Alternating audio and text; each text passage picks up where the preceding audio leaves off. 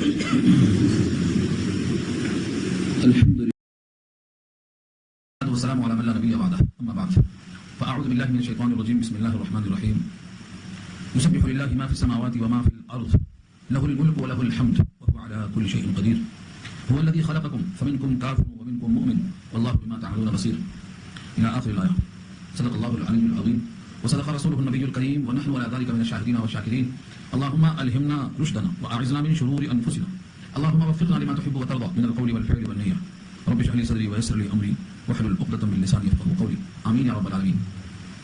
محترم حضرات، معزز سامعین، محترم خواتین، ماؤں اور بہنوں، میری بھائیوں، آج کی گفتگو کا عنوان ہے سورہ تغابن. سورہ تغابن مدنی سورت ہے اور کل 18 آیتوں پر مشتمل ہے. اس میں 2 رکوع ہیں. اس کی وجہ ہے تسمیہ، یعنی اس کا نام تغابن کیوں ہے. اس کی وجہ اس صورت میں ایک آیت آ رہی ہے، آیت نمبر 9 تقریباً. اس میں اللہ نے کہا ہے ذالک یوم التغابن. یہ تغابن کا لفظ جس کی بنیاد پر اس کا نام سورہ تغابن ہے. اس تغابن کے اندر مادہ غبن ہے اور غبن کے معنی آتے ہیں خسارے اور نقصان اور گھاٹے کے. دنیا میں انسان مالی نقصان جب اٹھاتا ہے تو اس کو بھی غبن کہتا ہے. کوئی سستی چیز بیچ دی آج مہنگی بیچ سکتی تھی تو اس کو غبن فاحش کہا جاتا ہے. غبن ٹھگ لینے کو بھی کہا جاتا ہے. اردو میں غبن استعمال ہوا ہے. اسی سے تغابن بنا ہے، ہار جیت کا دن. اس کا نام یوم التغابن ہے. جس طرح سے اسی کا نام سورہ مریم میں یوم الحسرت کہا ہے. وَأَنذِرْهُمْ يَوْمَ الْحَسْرَةِ إِذْ قُضِيَ الْأَمْرُ. اس کا نام سراپا حسرت ہے، یعنی کوئی شخص نہیں ہے جس کو حسرت نہ ہو. مومن کہے گا ہم نے نیکیاں اور کمائی ہوتی تو ہم کو اور درجات ملتے، اور کافر کہے گا اگر ہم ایمان لے آتے تو ہم کو اس ایمان کی بدولت جنت میں جگہ مل جاتی. تو حسرت ہر ایک کے لیے ہوگی. تو یہ دن جو غبن کا ہے، تغابن ہے، یہ بھی ہر ایک کے واسطے ہوگا. اس کا نام یوم التغابن ہے. یہاں تک کہ حدیث میں آتا ہے دنیا میں ایسی کوئی مجلس نہیں جس میں انسان بیٹھ کر اٹھتا ہو، اگر اس میں اللہ کا ذکر نہیں آیا تو قیامت میں وہ محفل اس کے لیے گھاٹے کا اور افسوس کا سبب بنے گی. ایسی کوئی مجلس نہیں کہ جس مجلس میں اللہ کا ذکر نہ آیا ہو مگر وہ قیامت میں اس کے حق میں افسوس اور گھاٹے کا یا ایسا وقت ہم نے ضائع کر دیا، اس میں کچھ حاصل نہیں کیا. تو اس کا مطلب یہ نکلا کہ وہ جو دن ہے سب کے حق میں تغابن ہے، سب کے حق میں ہار جیت کا دن ہے، اور سب کے واسطے اللہ نے اس کو مقرر کر دیا ہے. اسی لیے اس کا نام سورہ تغابن ہے. تغابن باب تفاعل سے ہے، تقابل کے معنی میں آتا ہے، مقابلے میں. اس میں کہا تھا تقابل، آمنے سامنے، تصادم، ایک دوسرے سے لڑنا. جب تک 2 طرف سے مقابلہ نہ ہو اس پیٹرن کے لفظ آتا ہی نہیں. تقابل ہو یا تصادم ہو یا تغابن ہو یا تناظر ہو، جو بھی لفظ آئے گا مقابلہ ہو. تو اس باب سے لانے کی وجہ کیا ہے؟ یوم التغابن کی بجائے یوم الغبن کہا جا سکتا تھا، جیسے وہاں کہا گیا یوم الحسرت. لکھا ہے ہر انسان کے 2 گھر ہیں، ایک گھر جنت میں ہے اور ایک گھر جہنم میں. جب کوئی شخص جنت کے لائق ہوتا ہے تو جنت میں جانے سے پہلے جہنم والا گھر دکھا دیا جاتا ہے کہ یہ دیکھ لو، اگر تم نے یہ سلوک نہ کیا ہوتا تو تمہارا یہ انداز، یہ مقام تھا. تو اس کی خوشی میں اضافہ ہوتا ہے کہ اللہ نے اس برے گھر سے بچا کر اس اچھے گھر میں دے دیا.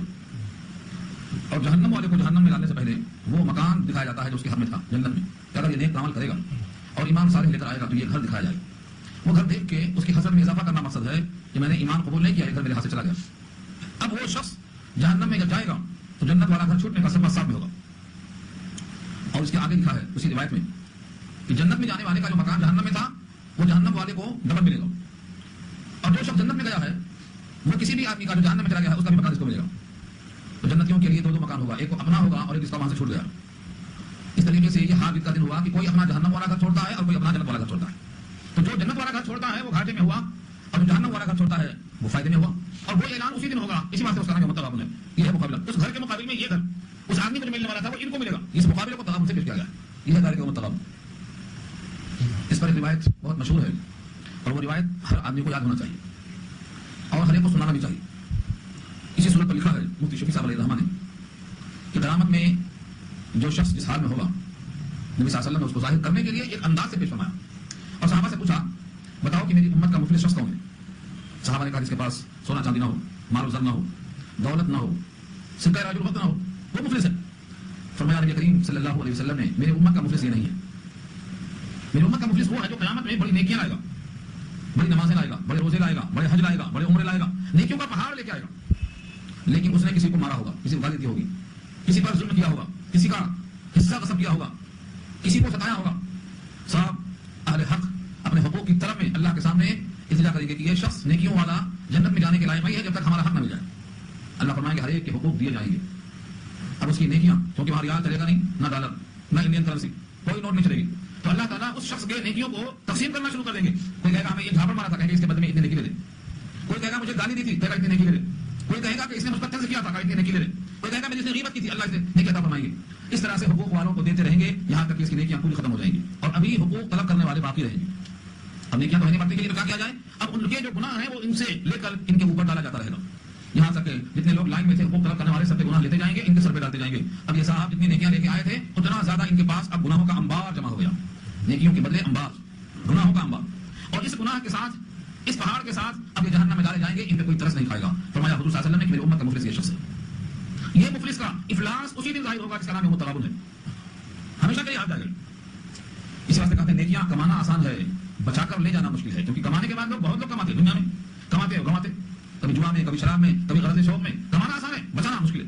یہ ہے نیکیوں کا. نیکیاں کرنا آسان ہے, نیکیوں کو بچا کر لے جانا مشکل ہے. ایک شاعر مذاق میں کہتا ہے محشر میں شیخ آئے تو اعمال ندارت, جس مال کے تاجر تھے وہی مال ندارت. کہاں چلا گیا؟ سب چلا گیا ایسی لوگوں نے لے لیا. بڑے تاجر تھے ان نیکیوں کے, بڑے عابد و زاہد تھے, مگر یہ حقوق جو دوسروں کے باقی چلے گئے. وہ چلا جانا جس دن ظاہر ہوگا اس دن خسارہ معلوم ہوگا, وہ ہے متغابن. تو اس کی وجہ تسمیہ یہ ہے. پہلی آیت میں اللہ نے یسبحو فعل مضارع استعمال فرمایا ہے. قرآن کریم میں آپ اکثر سے دیکھیں گے کہیں یسبحو آیا ہے فعل مضارع, کہیں سبح آیا ہے فعل ماضی, کہیں سبحان آیا ہے مصدر, کہیں سبح آیا ہے آرڈر. تسبیح کرو, تسبیح کرتے ہیں, تسبیح کیا. اللہ کی ذات تمام عیوب سے منزہ ہے. تو قرآن کریم کے اس انداز معلوم ہوتا ہے کہ اللہ کی تسبیح ماضی میں بھی, مضارع میں بھی, حال میں بھی, اور مصدر جس میں زمانہ ہی نہیں ہوتا ہے اس میں بھی, اور آرڈر تاکہ بندے تعمیل ارشاد کے بعد نیکیوں کے لائق بن جائیں. تینوں شکلوں میں اللہ کی تسبیح کا تذکرہ آتا ہے. ہر زمان میں, ہر وقت میں اللہ کی تسبیح ہوتی ہے اور ہوئی ہے اور ہوتی رہے گی. اسی واسطے ماضی بھی, مضارع بھی, عمل بھی. یسبح للہ, پاکی بیان کرتے ہیں اللہ کی. کون بیان کرتے ہیں؟ کوئی ایک ہے, دو ہیں؟ فرمایا نہیں, زمین اور آسمان میں جتنی مخلوقات ہیں سب پاکی بیان کرتی ہیں, کوئی باقی نہیں. سب پرندے جو چہچہاتے ہیں یہ بھی اللہ کی تسبیح بیان کرتے ہیں. وَالطَّيْرَ مَحْشُورًا, جمع شدہ پرندے. حضرت داؤد تسبیح بیان کرتے تھے تو ان پرندوں کو اپنے سروں پر جمع کیا ہوا دیکھتے تھے, وہ بھی تسبیح میں آواز بناتے تھے. وَالطَّيْرَ مَحْشُورًا كُلٌّ لَهُ أَوَّابٌ, یہ بحث سورہ صاد پارہ 23 میں انشاءاللہ آئے گی. تو پرندوں کا تذکرہ اللہ نے کیا, پہاڑوں کا تذکرہ اللہ نے کیا. یا جبال اوبی معه والطير وعلنا له الحديد, اے پہاڑوں اپنی آواز ملاؤ داؤد کی آواز کے ساتھ. یا جبال اوبی معه, جو ہے داؤد کی آواز جو نکلتی ہے تسبیح کی, تو پہاڑوں کے ساتھ پہاڑوں کی آواز بھی نکلتی ہے. پہاڑ کو دنیا سمجھتی ہے کہ بے حس ہے, اس میں کوئی جان نہیں ہے. پہاڑ تسبیح بیان کرتے ہیں, پتھر تسبیح بیان کرتے ہیں, حجر اور شجر تسبیح بیان کرتے ہیں. تو ما فی السماوات و ما فی الارض کا مطلب جو مخلوقات آسمانوں میں ہیں اور جو مخلوقات زمینوں میں ہیں سب تسبیح کرتی ہیں. یہ تو اجمالاً تھا. اسی کی وضاحت اللہ نے کیا ہے سورہ بنی اسرائیل پارہ 15 میں, اور فرمایا رب کریم نے وَإِن مِّن شَيْءٍ إِلَّا يُسَبِّحُ بِحَمْدِهِ وَلَٰكِن لَّا تَفْقَهُونَ تَسْبِيحَهُمْ.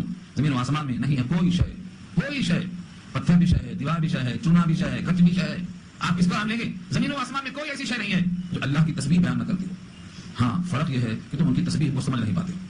وَلَٰكِن لَّا تَفْقَهُونَ تَسْبِيحَهُمْ, تم ان کی تسبیح کو سمجھ نہیں پاتے ہو. جب درخت جھومتے ہیں ہواؤں سے تو ان کا یہ جھومنا اللہ کی تسبیح ہے. يَتَفَيَّأُ ظِلَالُهُ عَنِ الْيَمِينِ وَالشِّمَالِ سُجَدًا لِلَّهِ. سورہ نحل میں الفاظ آتے ہیں پارہ 14 میں, جب ہواؤں سے شاخیں ہلتی ہیں تو ان کی شاخیں ہلنا یہ سجدہ ہے اللہ کے لیے, اور سجدہ بغیر تسبیح کے نہیں ہوتا. تو درختوں کا سجدہ, پہاڑوں کا سجدہ, پرندوں کا سجدہ, یہاں تک کہ جو پتھر ہیں ان پتھروں کا اللہ کے خوف سے پھٹ جانا, ان میں سے پانی پا جانا, خود پہلے پانی میں آ چکا ہے. تو دنیا کی ہر شے تسبیح میں لگی ہے. اب سوچو, دنیا کی ہر شے تسبیح میں لگی ہے, لیکن جو اشرف المخلوقات ہے, زمین پر خلیفہ ہے, خداوند قدوس کے احکام نازل کرنے کا پابند ہے, یہ اپنے اوپر طاری کرے, بندوں پر نافذ کرے, یہ انسان تسبیح سے غافل ہے. یہ ہے اصل افسوس. ہاں, جس کو سمجھے تھے خمیرہ وہ بھساکو نکلا, جس کو اشرف المخلوقات کا شرف بخشا گیا ہے یہ غافل نکلا, اور جن کو اشرف کا خطاب نہیں ملا ہے بلکہ وہ سب اس سے نیچے ہیں, ان تمام میں غفلت نہیں پائی گئی, وہ تسبیح لگے ہوئے. توقع تھی ہمیں جس سے, وہی غافل نکلا. جس کو سمجھا تھا خمیرہ وہ بھساکو نکلا.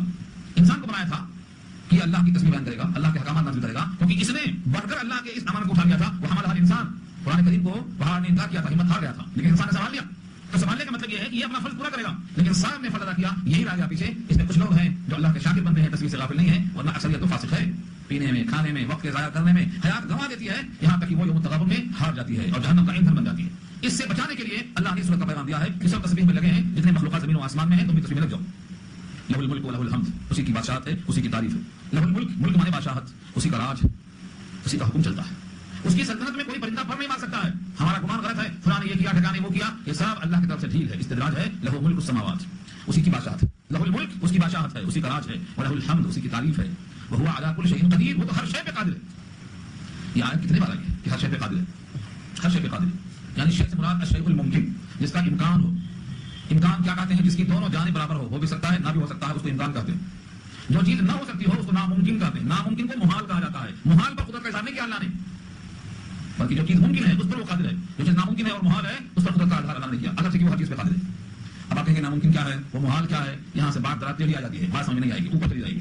اس کے لیے آپ تنہائی بیٹھنا محفل میں کام نہیں آئے گا، خلوت چاہیے اس کے لیے، کیونکہ دھلائی کرنا پڑتا پہلے. ہاں ہوائی کیا کرتا ہے، جب اینٹ جوڑتا ہے تو یہ اینٹ اور سیمنٹ پکڑے گی نہیں پکڑے گی، پہلے اس کو کھود کے کھردرا بناتا ہے، کھردرا بنانے کے بعد سیمنٹ ڈالتا ہے، آپ پکڑے گی. وہ کرنا پڑتا کیونکہ عقائد میں لوگ کمزور ہیں، اگر ان کی عقل و فہم سے اوپر بات چلی گئی تو بگڑ جائے گا مسئلہ. ہاں وہ شے جو ممکن نہیں ہے، ناممکن ہے، جو محال ہے، وہاں یہاں اس کا ذکر نہیں ہے، بلکہ یہاں ذکر کس کا ہے جو شے ممکن ہے. اللہ ہر شے پہ قادر ہے. هو الذي خلقكم فمنكم كافر ومنكم مؤمن. تقسیم کیا اللہ نے، اللہ نے تم کو پیدا کیا، پیدائش میں کوئی فرق نہیں کیا. هو الذي وہی ہے جس نے خلقكم تم کو پیدا کیا، خلقا پیدا کیا، کم تم کو پیدائش کے وقت میں کوئی فرق نہیں کیا. یہ کافر کا دل ہے اسے ایسا بنا دو، یہ مومن کا دل ہے اس کو ایسا بنا دو، ایسا کوئی فرق نہیں کیا. تخلیق میں تفریق نہیں کیا اللہ نے. هو الذي خلقكم وہی ذات ہے جس نے تم کو پیدا کیا، تم کو پیدا کیا اور پیدائش میں کوئی تفریق نہیں. یہاں تک کہ اللہ فرماتے ہیں پیدائش کے بعد اب کیا ہوتا ہے، فمنکم کافر. بس فامانے تو یہ تعقیب بیان کرتا ہے، ترتیب بیان کرتا ہے. پہلے تخلیق ہوئی، اب تخلیق کے بعد تم میں سے کچھ لوگ کافر ہو گئے اور تم میں سے کچھ لوگ مومن ہو گئے. یہ ایمان اور کفر کی تفریق بوقت تخلیق نہیں تھی، بعد میں ہو گئی. اب اس آیت پر روایت سنو جو حدیث بڑی مشہور ہے. اللہ نے ہر بندے کو پیدا کیا ہے اسلام کی فطرت پر. کل مولود یولد علی الفطرہ، ہر بچہ جو پیدا ہوتا ہے ماں کے پیٹ سے وہ فطرت اسلام پہ پیدا ہوتا ہے. فابواہ یحودانہ او ینصرانہ او یمجسانہ. اب اس کے ماں باپ اس کو یہودی بنا دیتے ہیں اگر یہودی ہیں، مجوسی بناتے ہیں اگر مجوسی ہیں. جو ماں باپ جیسے ہیں اپنے رنگ میں ڈھال لیتے ہیں. تو وقت پیدائش بچہ اسلام کی فطرت پہ تھا. یہ ہے حدیث جو اسی آیت میں وضاحت کر رہی ہے. ہر بچہ، یہاں تک کہ بیل میں، گائے میں، بکری میں اللہ فرماتے ہیں کبھی تم نے کوئی کان کٹا دیکھا ہے پیدائشی کہ بعد میں کان کاٹ کے بولتے ہیں فلاں بت کے لیے یا فلاں بت کے لیے، کانوں کو چیر کر فلاں بت کے نام پہ چھوڑ دیا ہے. پیدائش کے موقع پر بھی اللہ کی تخلیق ہے. تو بوقت تخلیق کوئی تفریق نہیں تھی، سب برابر تھے. اب بعد میں ماحول نے ان کو اپنے میں ڈال لیا. گھر کا ماحول کافرانہ تھا، کافر بن گیا، اور گھر کا ماحول مومنانہ تھا تو مومن بن گیا. فمنکم کافر ومنکم مومن. دو تقسیم ہے. اللہ نے تین تقسیم نہیں کی. سورہ کہف میں بھی اسی کی بات آئی ہے، اسی انداز سے آئی ہے. ومن شاء فلیؤمن ومن شاء فلیکفر. جس کا دل چاہے ایمان لائے، جس کا دل چاہے کفر کرے. دو ہے، تیسرا کوئی راستہ نہیں. مگر ہمارے امت محمدیہ میں 73 راستے ہو گئے. دو راستہ ہیں، مومن یا کافر. کیا کہتے ہیں یہ فلاں نسل کا ہے، نسلی اختلاف. فلاں زبان بولنے والا ہے، تیلگو والا ہے وہ ہندی والا ہے، لسانی اختلاف. یہ دوسرے ملک کا ہے، یہ دوسرے ملک کا ہے، جغرافیائی اختلاف. یہ کالا ہے وہ گورا ہے، رنگ کا اختلاف. یہ یہاں پیدا ہوا وہ وہاں پیدا ہوا، مقام کا اختلاف. اللہ فرماتے ہیں یہ تقسیم تمہاری تباہی کا ذریعہ ہے، یہ ہمارے پاس کی کوئی حیثیت نہیں. جو بندے نے تقسیم کی ہے یہ قدرت سے باہر ہے، اور جو اللہ کی تقسیم ہے وہ بندوں کے اختیار میں دیا اللہ نے. تو ایک آدمی کافر ہے، کلمہ پڑھا دو، وہ کلمے کو مان لے، مومن ہو گیا، آ گیا ایمان میں. کسی بھی طرح سے اگر وہ مطمئن ہو کر اسلام میں داخل ہوا تو ایمان میں آ گیا. لیکن اگر آپ کی تفریق ہے کہ یہ کالا ہے یا گورا ہے، اب وہ کالا کا گورا ہونے سے کیا کر سکتا ہے؟ وہ اپنے لیے کچھ کر سکتا ہے؟ نسل کا فرق ہے. ایک باپ کے دو بیٹے اگر دو ملک میں بس جائیں تو دو نسلیں ہو گئی. ایک نسلیں ہوگی. آدم تو سب کے باپ ہیں اور آدم کی اولاد کچھ یہاں پیدا وہاں پیدا. اگر ایک ہی باپ کے دو بچوں میں سے ایک کالا ایک گورا پیدا ہو گیا تو کیا تفریق ہو گئی؟ تو یہ تفریق انسانوں کی بنائی ہوئی. رنگ کا اختلاف، نسل کا اختلاف، زبان کا اختلاف، مقام کا اختلاف، جغرافیائی اختلاف، یہ ہم کو تقسیم کیا گیا. یہ تقسیم اللہ کی نہیں. اللہ کی تقسیم یہی ہے، خلقکم فمنکم کافر ومنکم مومن. تم کو اللہ نے ایک پیدا کیا ہے، اب تم میں سے بعض عقیدہ خراب ہوا تو کافر ہو گئے، عقیدہ درست رہا تو مومن ہو گئے. تیسری کوئی تقسیم نہیں. یہاں سے ہمیں عبرت حاصل کرنا چاہیے کہ کوئی تقسیم کیا ہے اللہ نے. ہم 3 نہیں کر سکتے، 4 نہیں کر سکتے، 5 نہیں کر سکتے. لیکن ہوتا یہ ہے، آج ہوتا یہ ہے کہ مسلمان تقسیم ہو چکے ہیں قبیلے سے. حالانکہ قبیلے اس لیے ہوتے ہیں کہ تعارف ہو، پہچان ہو، تفاقت کے واسطے نہیں ہوتے ہوئے. سہولت میں بحث آ چکی ہے. تو جب اللہ کی طرف سے کوئی تقسیم نہیں ہے تو ہم کو کوئی تقسیم کر بھی نہیں سکتا. اسی واسطے علامہ اقبال نے ان چیزوں پر 2 جملے کہے ہیں. بازو تیرا توحید کی قوت سے قوی ہے، اسلام تیرا دیس ہے تو مصطفی ہے. اگر توحید ہے، سب کے دل میں توحید اگر ہے تو اب یہ توحید کی وجہ سے اپنے قوت کو محسوس کریں گے اپنے ہاتھوں میں. بازو ہے ہاتھ، بازو تیرا توحید کی قوت سے قوی ہے، اسلام تیرا دیس ہے تو مصطفی ہے. اگر مصطفیٰ کو ماننے والا ہے تو جہاں جہاں اسلام ہے اس کا دیس ہے، اس کا ملک ہے. توحید نقطۂ اتحاد ہے. اسی واسطے غزوہ بدر میں تلواریں 2 طرف سے نکلی، وہاں کوئی تقسیم تھی، باپ بیٹے کی تقسیم نہیں تھی، وہاں کافر اور مومن کی تقسیم تھی. غزوہ بہادی اسی طرز پہ ہوئی، کافر اور مومن کی تقسیم تھی. غزوہ خندق بھی اسی پر قائم تھی، کافر اور مومن کی تقسیم تھی. اسلام شروع سے ہی کہا وہ کیا تقسیم ہے؟ جاہلیت کی، زمانے جاہلیت کی تقسیم ہے. دنیا کا کوئی انسان اگر تفریق کرتا ہے رنگ، نسل، زبان، جغرافیائی لحاظ سے تو وہ شخص اپنے اسلام سے واقف نہیں، قرآن کریم کی اصول سے واقف نہیں. اللہ کے پاس کوئی تقسیم ہے، اللہ کے پاس کوئی تقسیم ہے. اور 2 مقام بھی ہے، مومن ہے تو جنت اور کافر ہے تو جہنم. 72 مقام رکھا اللہ نے. سب آدم کی اولاد ہیں اور ایک باپ کی اولاد میں کئی شکلیں ہو جائیں تو ان میں تفریق درست نہیں. یہ بات یہاں کہی گئی ہے. اللہ بما تعملون بصیر. اور اللہ جو تم کچھ کرتے ہو دیکھ رہے ہیں، تمہارے کاموں پر اللہ کی نگاہ ہے. خلق السماوات والارض بالحق. اللہ کی قدرت ظاہر کرنے کے لیے کہ اللہ نے پیدا کیا آسمانوں کو اور زمین کو حق کے ساتھ. حق کے ساتھ کا مطلب کیا ہے؟ یہ حقیقت ہے. زمین خود سے نہیں پیدا ہوئی، پیدا کیا گیا. آسمان خود سے موجود نہیں ہے، ان کو پیدا کیا گیا. اور جب یہ چیز موجود ہے تو اس کا بنانے والا بھی موجود ہے، وہ ہے اللہ کے ساتھ. کیونکہ آج تک کوئی دعوے دار پیدا نہیں ہوا کہ زمین میں نے بنایا ہے اور آسمان میں نے بنایا ہے. دنیا میں کوئی انسان، اور انسان سب سے اوپر ہے، باقی سب اس کی ماتحت ہے. کسی انسان کا دعویٰ نہ آج تک سنا ہے آپ نے، نہ سنے گا کہ زمین میں نے پیدا پیدا کیا ہے, آسمان میں پیدا کیا ہے, مگر آسمان ہے زمین ہے. جب چیز موجود ہے پیدا شدہ تو بنانے والا کوئی بھی ہوگا. بھائی گھر موجود ہے تو گھر کا بنانے والا کوئی تو ہوگا, خود کیسے بن جائے گا؟ خود نہیں بن سکتا. تو اس کو کہتے ہیں مخلوق کو دیکھ کر خالق کا پتہ چلانا. بھائی یہاں سے دھواں اٹھ رہا ہے, دھواں دکھائی دے رہا ہے, تو دھواں کا مطلب یہاں آگ ہے, ہمیں دھواں نکل رہا ہے, یہ بھی ایک قسم کی دلالت ہے. دیکھ کے پہچان دیں بھائی یہاں سے دھواں جا رہا ہے تو مطلب یہ ہے دھواں ہے, یہاں آگ ہے. تو ساری کائنات کو دیکھ کر اتنا بڑا عالم ہے, شمس و قمر کا نظام ہے, عالم اولیاء و سفلا کا نظام ہے, کیا ان کا کوئی خالق ہے نہیں؟ جب آسمان زمین کی تخلیق آپ نے مان لیا تو حق کے ساتھ ماننے کا مطلب یہ ہے کہ الحق اللہ کا نام ہے. اللہ تعالیٰ نے زمین و آسمان کو حق کے ساتھ پیدا کیا ہے. دریا کہتے ہیں کائنات خود قائم ہے. اللہ نے پوچھا ہے تم بولو تمہارا وجود خود قائم ہے؟ ام خلقوا من غیر شیء, کیا تم پیدا کیے گئے ہو کسی چیز کے بغیر؟ بھائی روٹی بنی ہے تو روٹی کے واسطے لوئی ہے, لوئی کے بغیر روٹی نہیں بنتی. تمہارا اتنا بڑا انسانی ڈھانچہ کیا بغیر کسی شے کے بن گیا ہے؟ اگر کوئی شے ہے تو اس کا نام بتا دو اور اس کو کس نے بنایا بتا دو. اس سے یہ بات ظاہر ہوتی ہے کہ ہر مخلوق کا خالق ہے, ہر موجود کا کوئی موجد ہے. جو بھی چیز ہمارے سامنے ہے اس کا کوئی نہ کوئی بنانے والا نگہبان ہے. اتنا بڑا نظام شمسی ہے, کوئی نہ کوئی چلانے والا ہے. خود چلتا کیسے؟ آپ کی گاڑی کا پیٹرول ختم ہو جائے تو چلتی ہو, اب تک سورج کا آئل ختم نہیں ہوا, چلتا جا رہا ہے, کون ہے کسی کرنے والا؟ تو مخلوق کو دیکھ کر خالق کا پتہ چلانا. پیدا کیا زمین و آسمان کو اللہ نے حق کے ساتھ, وصورکم, اور تم کو صورت دیا. صورت صورکم, اللہ مصور ہے, مصور.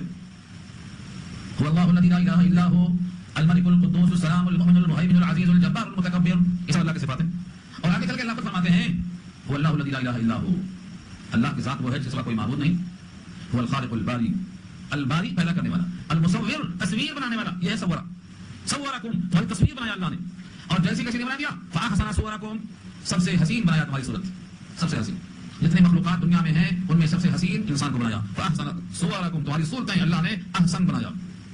سورہ 3 میں کہا ہے لقد خلقنا الانسان فی احسن تقویم, یہی ہے احسن, بہترین ساتھ میں ڈالا. اگر کوئی کالا کلوٹا حبشی غلام ہے جس کو تمام لوگ بدشکل کہتے ہیں, دیگر مخلوق سے وہ بھی زیادہ حسین ہے, دیگر مخلوقات سے پھر بھی وہ حسین تر ہے. سورہ 3 میں تفصیل آئی ہے, کسی نے قسم کھا کے کہا بی بی سے اگر تو سورج سے زیادہ, چاند سے زیادہ, اگر تو چاند سے زیادہ حسین نہیں ہے تو طلاق. انہیں بھاگ کے پالے میں چھپ گئی کہ چاند بڑا چاند ہے, ہم کہاں, وہ تو فرش پہ ہے, ہم فرش پہ ہیں, چاند کا مقابلہ کیسے ہو سکتا ہے؟ ہاں, امام ابو حنیفہ رحمۃ اللہ علیہ نے کہا طلاق نہیں پڑتی کیونکہ تو چاند سے زیادہ حسین ہے, یہ اللہ نے کہا. اور وہی آیت پیش کیا لقد خلقنا الانسان فی احسن, اس میں تفضیل ہے, یہ ڈگری ہے, سپر ڈگری, سپر کا مطلب سب سے حسین. تو چاند سے زیادہ حسین ہے وہ عورت نہیں, ہر عورت. انسان کی تخلیق, جس اللہ نے انسان کو صورت دیا اور بہترین صورت دیا. یہاں تو کوئی لفظ آیا ہے سورہ انفطار میں کہا ہے کہ اس تصویر کشی میں, منظر کشی میں ہم نے تعدیل کیا ہے. تعدیل کا مطلب کیا ہے؟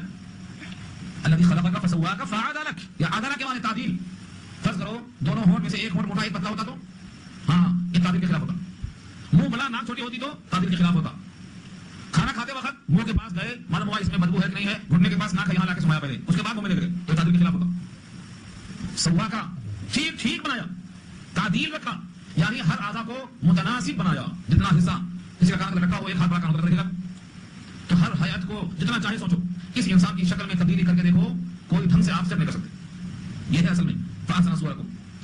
اور کسی چیز کا اللہ نے انسان کی تصویر, انسان کو اللہ نے پیدا کیا, اللہ مصور ہے. اس صورت گری میں اللہ نے کسی کی شکل کو کسی سے نہیں مشابہ رکھا, ہر ایک الگ الگ. 6 انچ کا چہرہ ہے, اتنا ہے, اربوں کروڑوں انسان ہیں, اتنے انچ, اسی میں وہی چمڑا ہے اور وہی رنگ ہے. کالا ہوگا گوڑا ہوگا, یا کالا گوڑا ملا کے سولا ہوگا, تین رنگ ہے. کروڑوں انسان, بدبو انسان, اللہ نے روزانہ ہزاروں بچوں کو پیدا کیا ہے, کسی کی صورت کسی سے نہیں ملتی. یہ تخلیق میں ندرت ہے اللہ کی. اللہ فرماتے ہیں انسان میں نے تیرا ہم شکل نہیں پیدا کیا, تجھ جیسا دوسرا نہیں پیدا کیا, اور تم مجھ جیسا پیدا کر رہا ہے, یہاں بھی سجدہ وہاں بھی سجدہ, یہ بھی خالق وہ بھی خالق. جو اللہ اتنا قادر ہے کہ تجھ کو بے نمونہ بنایا, تجھ جیسا چہرہ کسی اور کو نہیں دیا, اور تو مجھ جیسا معبود تلاش کر رہا ہے, یہاں بھی سجدہ کا وہاں بھی سجدہ کا. تو یہ اللہ کی صورت دھری ہے. فاحسن صورکم والیہ المصیر, اور تم کو اسی کی طرف لوٹنا ہے. مصیر کے معنی جائے ضرورت, شہر جانے کی جگہ, گھوم پھر کے ساری کائنات چکر لگا کر, در کی ٹھوکر کھا کر, تمام سجدہ گاہوں میں سجدہ کر کے, غداری بے وفائی کے بعد بھی یکجائی ہونا پڑے گا, کسی ایک مقام پہ جانا ہے, دوسرا کوئی راستہ نہیں, اللہ کے پاس جانا ہے. ایک واقعہ مجھے بار بار آتا ہے, میں آپ کو سنایا بھی تھا کبھی کسی موقع پر. کوئی فقیر تھا بیچارہ, اس کی پگڑی چور لے کے بھاگ گیا, پگڑی امامہ چور لے کے بھاگ گیا. وہ فقیر سیدھا قبرستان کے دروازے پہ جا کر بیٹھ گیا. لوگوں نے کہا یہاں کیا کر رہے ہو؟ کہا میری پگڑی غائب ہے, کہیں بھی گیا ہوگا, یہاں تو آنا ہے اس کو, یہاں بیٹھا ہوں. یہ ہے وہی مسیر, تم کہیں بھی چلے جاؤ, کسی مجھ سے دوستی کر لو, سجدہ گاہیں ہزار تلاش کر لو, مگر تمہاری روح نکال کر فرشتہ وہی پیش کرے گا. وہی مقام ہے, تمہاری منزل ہے, وہی مسیر, ٹھکانہ ایک. اگر تم نے اس کو راضی کر رکھا ہے تو جنت ہے, اس کو راضی نہیں کر رکھا ہے تو پھر جہنم ہے. وہی ٹھکانہ وہاں ہے. مومن اور کافر وہی تقسیم, اور ٹھکانہ بھی وہی, اور سب کی منزل ایک ہے, اللہ کے پاس رجوع ہونا ہے. اب کوئی کہے کہ ٹھیک ہے یہاں سجدے بہت کر لیں گے, وہاں جا کے بتا دیں گے, طبیعت سمجھا دیں گے, وہاں بھی قسمیں کھا لیں گے جھوٹی, وہاں بھی دل میں ایک رکھیں گے, زبان پر ایک بول لیں گے, دل میں ایک, زبان پہ ایک. اللہ فرماتے ہیں یعلم ما فی السماوات والارض, زمین و آسمان میں جو کچھ ہوتا ہے سب اللہ کے علم ہے. یعلم جانتے ہیں, کیا جانتے ہیں؟ جو کچھ آسمانوں میں ہے اور جو کچھ زمینوں میں ہے. یہاں تک کہ اس کی وضاحت میں لکھا ہے سورہ انعام میں, کوئی پتا بھی اگر گرتا ہے, کتنے پتے دنیا میں, کتنے درخت ہیں دنیا میں, درختوں کی کتنی قسمیں دنیا میں, سارے درختوں پر سے کوئی پتا نہیں گرتا ہے مگر وہ پہلے سے اللہ کے علم میں ہوتا ہے کہ یہ پتا گرنے والا ہے. زمین سے کتنے دانے نکلتے ہیں, زمین کے اندر سے کتنے دانے چنے کے گیہوں کے نکلتے ہیں, ہر دانہ جب نکلتا ہے تو اللہ کے علم میں ہو کر نکلتا ہے. وما تسقط من ورقة إلا يعلمها ولا حبة في ظلمات الأرض ولا رطب ولا يابس إلا في كتاب مبين. خشک اور تر کوئی شے ہے اللہ کے علم ہے. تو یہ تقاضا یہاں بتایا, وہ جانتے ہیں جو کچھ آسمانوں میں ہے اور جو کچھ زمین میں. انسان یہاں شبہ کر سکتا ہے زمین و آسمان کی جگہ معلوم ہوگی, میرے دل میں جو ہے وہ کیسے معلوم, اس کو ذات کر دیا اللہ نے آگے. وَيَعْلَمُ مَا تُسِرُّونَ وَمَا تُعْلِنُونَ, اور وہ جانتے ہیں جو تم چھپاتے ہو اپنے جیوں میں اور جو تم ظاہر کرتے ہو.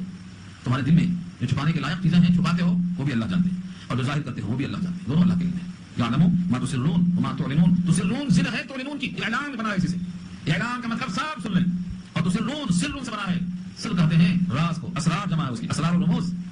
دیکھو بھائی دل میں یہ بات رکھنا, کسی سے بولنا نہیں, یہ سر ہے, یہ راز ہے. نبی صلی اللہ علیہ وسلم کے رازداں کون تھے؟ حذیفہ, حضرت حذیفہ ابن الیمان. تو یہ سر ہے, سر کے معنی راز, رازداں کہتے ہیں راز جاننے والا. اللہ فرماتے ہیں تم کچھ بھی دل میں رکھتے ہو ہمارے پاس موجود ہو. یعلم خائنۃ الاعین وما تخفی الصدور, آنکھوں کی خیانت جانتے ہیں. واللہ علیم بذات الصدور, اللہ کو معلوم ہے سینوں کی بات. صدور صدر کی جمع ہے, ذات مانے والا, جو سینوں میں جو جیوں میں بات ہے وہ سب اللہ کو معلوم ہے. لہذا چکمہ دینے کی نیت سے جینا دھوکا ہے, ہر بات ظاہر ہو جائے گی. اب یہاں سے سابقہ قوم کا تذکرہ ہے. کیا ان کافروں کا حال آپ تک نہیں پہنچا؟ الم یاتکم, کیا اب تک تمہارے پاس یہ بات نہیں پہنچی؟ آ مانے کیا, اور لم مانے نہیں, اور یاتی مانے آنا, اور کم مانے تمہارے پاس, کیا تمہارے پاس ابھی تک نہیں آئی؟ کیا نبأ الذین کفروا من قبل, اس سے پہلے ان لوگوں نے جنہوں نے کفر کیا ہے ان کی خبر پہنچی؟ کیا وہ ان کا فذاقوا وبال امرهم, انہوں نے اپنے کفر کا وبال چکھ لیا. فذاقوا ذائقہ, ان میں ذائقہ جو بنایا اسی ذاقو ہے, ذاقو سے ذائقہ ہے, ذائقہ چکھنا, چکھا انہوں نے. وبال, وبال بھی اردو میں استعمال ہے اپنے کاموں کا, اپنے کیے کی سزا بھگتنے کو وبال کہتے ہیں. وبال فذاقوا وبال امرهم, اپنے گناہوں کا, اپنے کفر کا, اپنے بت پرستی کا وبال چکھ لیا انہوں نے. ولہم عذاب علیم, اور ان کے لیے المناک عذاب ہے. اس سے کافر جتنے گزرے ہیں ان تمام کافروں پر جو عذاب آئے ہیں جن کا ذکر سورہ قمر میں آ چکا تفصیل کے ساتھ, یہ سب اس سے مراد ہے. ان کے لیے المناک عذاب ہے. یہ ان پر المناک عذاب کیوں ہے, اس کی اصل وجہ کیا ہے؟ کفار قریش کو سنانا مقصد تھا, اور آج جتنے بھی مسلمان ہیں یہ ان کافروں تک یہ بات پہنچائیں کہ دیکھو یہ اصل سبب ہے گناہ کا اور سزا کا. ذلك بأنه كانت تأتيهم رسلهم بالبينات فقالوا أبشر يهدوننا. کاش کی آیت ہر وہ شخص پڑھ لیتا جس کا عقیدہ بگڑا ہوا ہے. یہ اس وجہ سے کہ جب ان کے پاس رسول آئے, كانت تأتيهم رسلهم بالبينات, تأتی کے معنی آنا اور صلہ با آیت اللانا, جب ان کے پاس رسول لائے بینات. كانت تأتيهم رسلهم, رسول کی جمع رسل, جتنے بھی رسول آئے ان قوموں کے پاس بینات لے کر آئے. حضرت عیسیٰ بھی بینات لائے, موسیٰ بھی بینات لائے, ہر نبی بینات لے کر آئے, نشانیاں نبوت کی بینات لے کر آئے. پوری قوم نے بینات کو دیکھا, سنا, سمجھا, پرکھا, کیا کہا غلط کر دیا. کسی نے جادو کہا, کسی نے کاہن کہا, کسی نے کچھ اور کہا. یہ تو صفتیں ہیں, لیکن اصل جو انکار کی وجہ ہے وہ یہ تھی, وہ کہتے تھے کیا ایک انسان ہماری ہی طرح ہماری اصلاح کرے گا؟ ہاں یہ اصل چیز ہے. اس پر اگر آپ توجہ دیں تو آپ کو سمجھ میں آئے گا کہ یہاں کیا بولنا چاہ رہے ہیں رب کریم. فقالوا ابشر يهدوننا, بس کہنے لگے کیا ایک آدمی ہے جو ہم سب کی راہ دکھائے گا, ہم کو راہ سمجھائے گا, ہماری طرح ایک آدمی ہے ہم کو راہ بتائے گا. فکفروا, کفر کیا انہوں نے, وتولوا, اور پیٹ پلٹا لیا انہوں نے, واستغنى اللہ. ظاہر بات ہے کہ جو اللہ کے رسولوں سے پیٹ پلٹائے گا تو اللہ تو غنی ہے, وہ بھی مستغنی ہے, ان کا کلام, ان کی کتاب, ان کا رسول سب مستغنی. واللہ غنی الحمید, اللہ غنی ہے, تعریفوں والے ہیں. اللہ نے ان سے استغنا برتا. طلب ہوگی تو عطا ہوگی. ماں کتنا چاہتی ہے بچے کو, لیکن بچہ روئے گا دودھ پلائے گی. بچہ کھیل رہا ہے تو دودھ نہیں ملنے والا, بہت چاہت ہے, رو کر کے طلب معلوم ہوتی ہے, ہاں بچے کو بھوک لگی ہے, طلب پڑتا. والذین جاہدوا فینا لنہدینہم سبلنا, جو مجاہدہ کریں گے ہماری محنت کریں گے ہم اس کو دکھائیں گے راستہ. غافلوں کے واسطے نہیں, طلب پر رسد ہے. دنیا میں کسی چیز کی مانگ ہوتی ہے, ڈیمانڈ ہوتا ہے, اس کو سپلائی کیا جاتا ہے, رسول ہے. یہاں اللہ نے واضح کر دیا. تو لوگ کیا کہا کرتے تھے, جب رسول بینات لے کر آئے ہیں تب تک قوموں نے کیا کہا ہے, یہ تو ہماری طرح ایک انسان ہے, یہ ہم کو رہنمائی کرے گا, اور ہم اس کی اتباع کر لیں تب تو ہم گھاٹے میں ہو جائیں. ابشر یہدوننا, کیا بشر ہماری رہنمائی کرے گا؟ یعنی ان کافروں نے بشریت کو نبوت کے خلاف سمجھ کر کے رد کر دیا کہ کوئی بشر نبی کیسے ہو سکتا ہے. بشر اگر نبی نہیں ہو سکتا ہے تو پھر نبی ہو کون سکتا ہے؟ یہ تو کافروں کا حال ہے. کافروں کا حال قرآن نقل کرتا ہے, لیکن افسوس یہ ہے کہ امت محمدیہ میں کلمہ پڑھنے والوں میں ایک طبقہ پیدا ہو چکا ہے جو رسول کی بشریت کا انکار کرتا ہے. ان تک یہ آیت کیوں نہیں پہنچ رہی؟ آج بھی وہ موجود ہے. وہ سمجھتے ہیں کہ رسول نور ہیں لہذا بشر نہیں ہو سکتے. وہ حضور کو نور کا کر بشریت کا انکار کر دیتے ہیں. حضور کو شخص و قمر کی طرح نور کہنا، چراغ کی طرح نور کہنا، یہ ان کے فہم کا قصور ہے۔ حضور نور بھی ہیں، حضور بشر بھی ہیں، حضور نورانی بشر ہیں، اور نبوت ہمیشہ بشر ہی میں محدود رہی ہے۔ بشریت کے بغیر نبوت نہیں کسی کو ملی ہے۔ ایک نبی کا نام لے لو جو بشریت سے خارج رہا ہو، بشریت ہی میں نبوت آتی ہے، کیونکہ بشر کے لیے نمونہ پیش کرنا ہے، آئیڈیل پیش کرنا ہے۔ فرشتے کو بھوک لگتی نہیں، خواہش ہوتی نہیں، اس کی نقل انسان کر ہی نہیں سکتا ہے، جنات کی نقل کر ہی نہیں سکتا ہے۔ اب کون سے مخلوق بات؟ نوری ناری خاکی، فرشتے نوری اور جنات ناری اور انسان خاکی، یہ خاکی دونوں کی نقل نہیں کر سکتا ہے۔ تو اس آیت نے کھلا پیغام دیا ہے، اللہ کے رسول نورانی بشر ہیں، بشر بھی ہیں، نور بھی ہیں، یعنی نورانی بشر ہیں، ہماری طرح گناہگار نہیں ہیں، ہماری طرح سے دنیا کی لالچ اور ہرس نہیں ہے۔ آپ بشر بھی ہیں مگر نورانی بشر۔ آپ پر جو کتاب نازل ہوئی ہے وہ نور الذی انزلنا، اس سورۃ میں آیا ہے، وہ قرآن بھی نورانی ہے۔ اور نبی پاک کی دعا بخاری میں بڑی بہترین مذکور ہے، اللہم اجعل قلبی نورا، اے اللہ میرے قلب کو نور بنا، لحمی نورا، گوشت کو نور بنا، عظمی نورا، ہڈی کو نور بنا، یہاں تک کہ ایک ایک جس کو آپ نے دیکھ فرمایا، اگر پہلے سے وہ نور تھا تو نور بنا کا مطلب کیا لیں گے؟ تو بشریت کا انکار کرنا یہ نبوت کا انکار کرنے کے برابر ہے۔ تمام کافروں نے نبوت کو بشریت کی منافی سمجھ کر رد کر دیا ہے، حالانکہ ایسی کوئی آیت نہیں ہے کہ جو بشر ہوتا وہ نبی نہیں ہوتا، جو نبی ہوتا وہ بشر نہیں ہوتا، یہ مفروضہ گڑھا ہوا ہے۔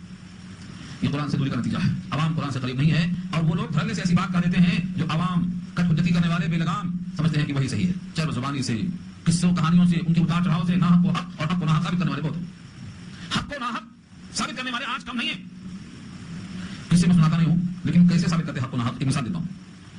حضرت مولانا قاری محمد طیب صاحب رحمۃ اللہ علیہ نے ایک بار بیان کیا تھا، ایک باپ کے دو بیٹے پیدا ہوئے، دونوں جڑواں پیدا ہوئے، بادشاہ تھا وہ، بڑے بیٹے کو بادشاہت ملتی ہے، چھوٹے کو نہیں ملتی، یہ قانون چلاتا تھا۔ بادشاہ مر گیا، دونوں دعویدار ہوئے کہ بادشاہ میں بنوں گا، بڑا بیٹا میں بادشاہ ہوں، چھوٹا بیچارہ مایوس ہو گیا، وکیل صاحب مل گئے، کہا آدھی بادشاہت اگر دینے کو تیار ہو تو میں تمہارا کیس دیتا ہوں ہاتھ پہ۔ کہا ٹھیک ہے، آدھی کا پوری چلی گئی ہے، اب اگر جیتیں گے تو آدھی مل جائے گی کم سے کم، یہ تو پوری نہیں ہوئی ہے۔ وکیل صاحب کیس فائل کر دیے، بحث شروع کر دیے، بحث میں کیا نکلا کہ جو بیٹا بعد میں پیدا ہوا ہے یہ بڑا بیٹا ہے، جو پہلے پیدا ہوا ہے وہ چھوٹا بیٹا، ثابت کر دی۔ جس نے کہا کیسا ایسا ہو سکتا؟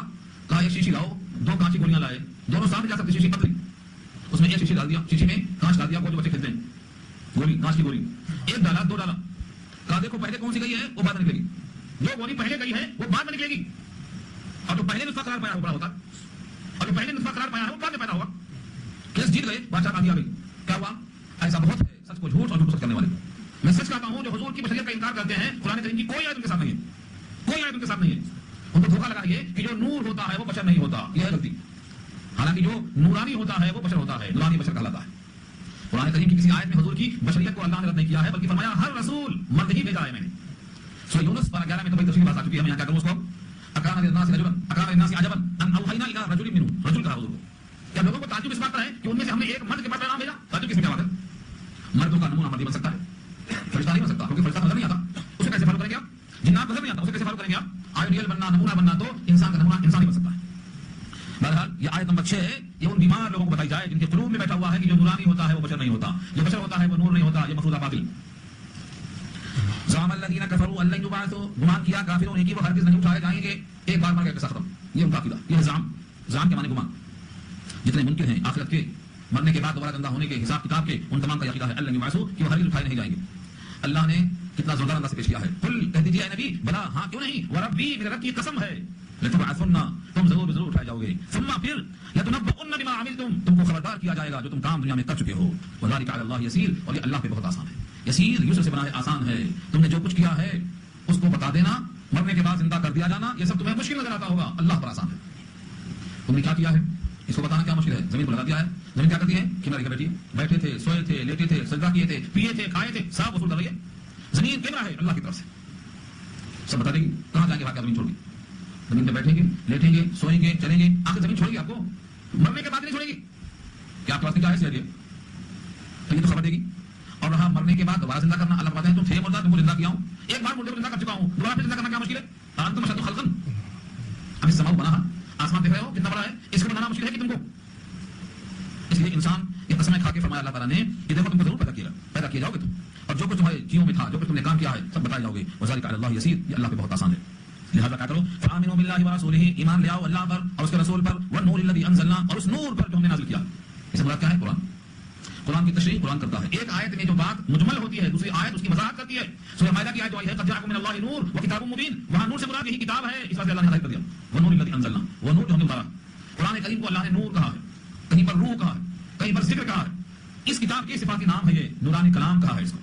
سورہ مائدہ کی آیت میں بھی دو قول ہے، نور سے مراد حضور ہیں یا نور سے مراد کتاب ہی ہے، اور آگے جو کتابوں میں آیا ہے وہ اس کا بیان ہے یعنی کتاب۔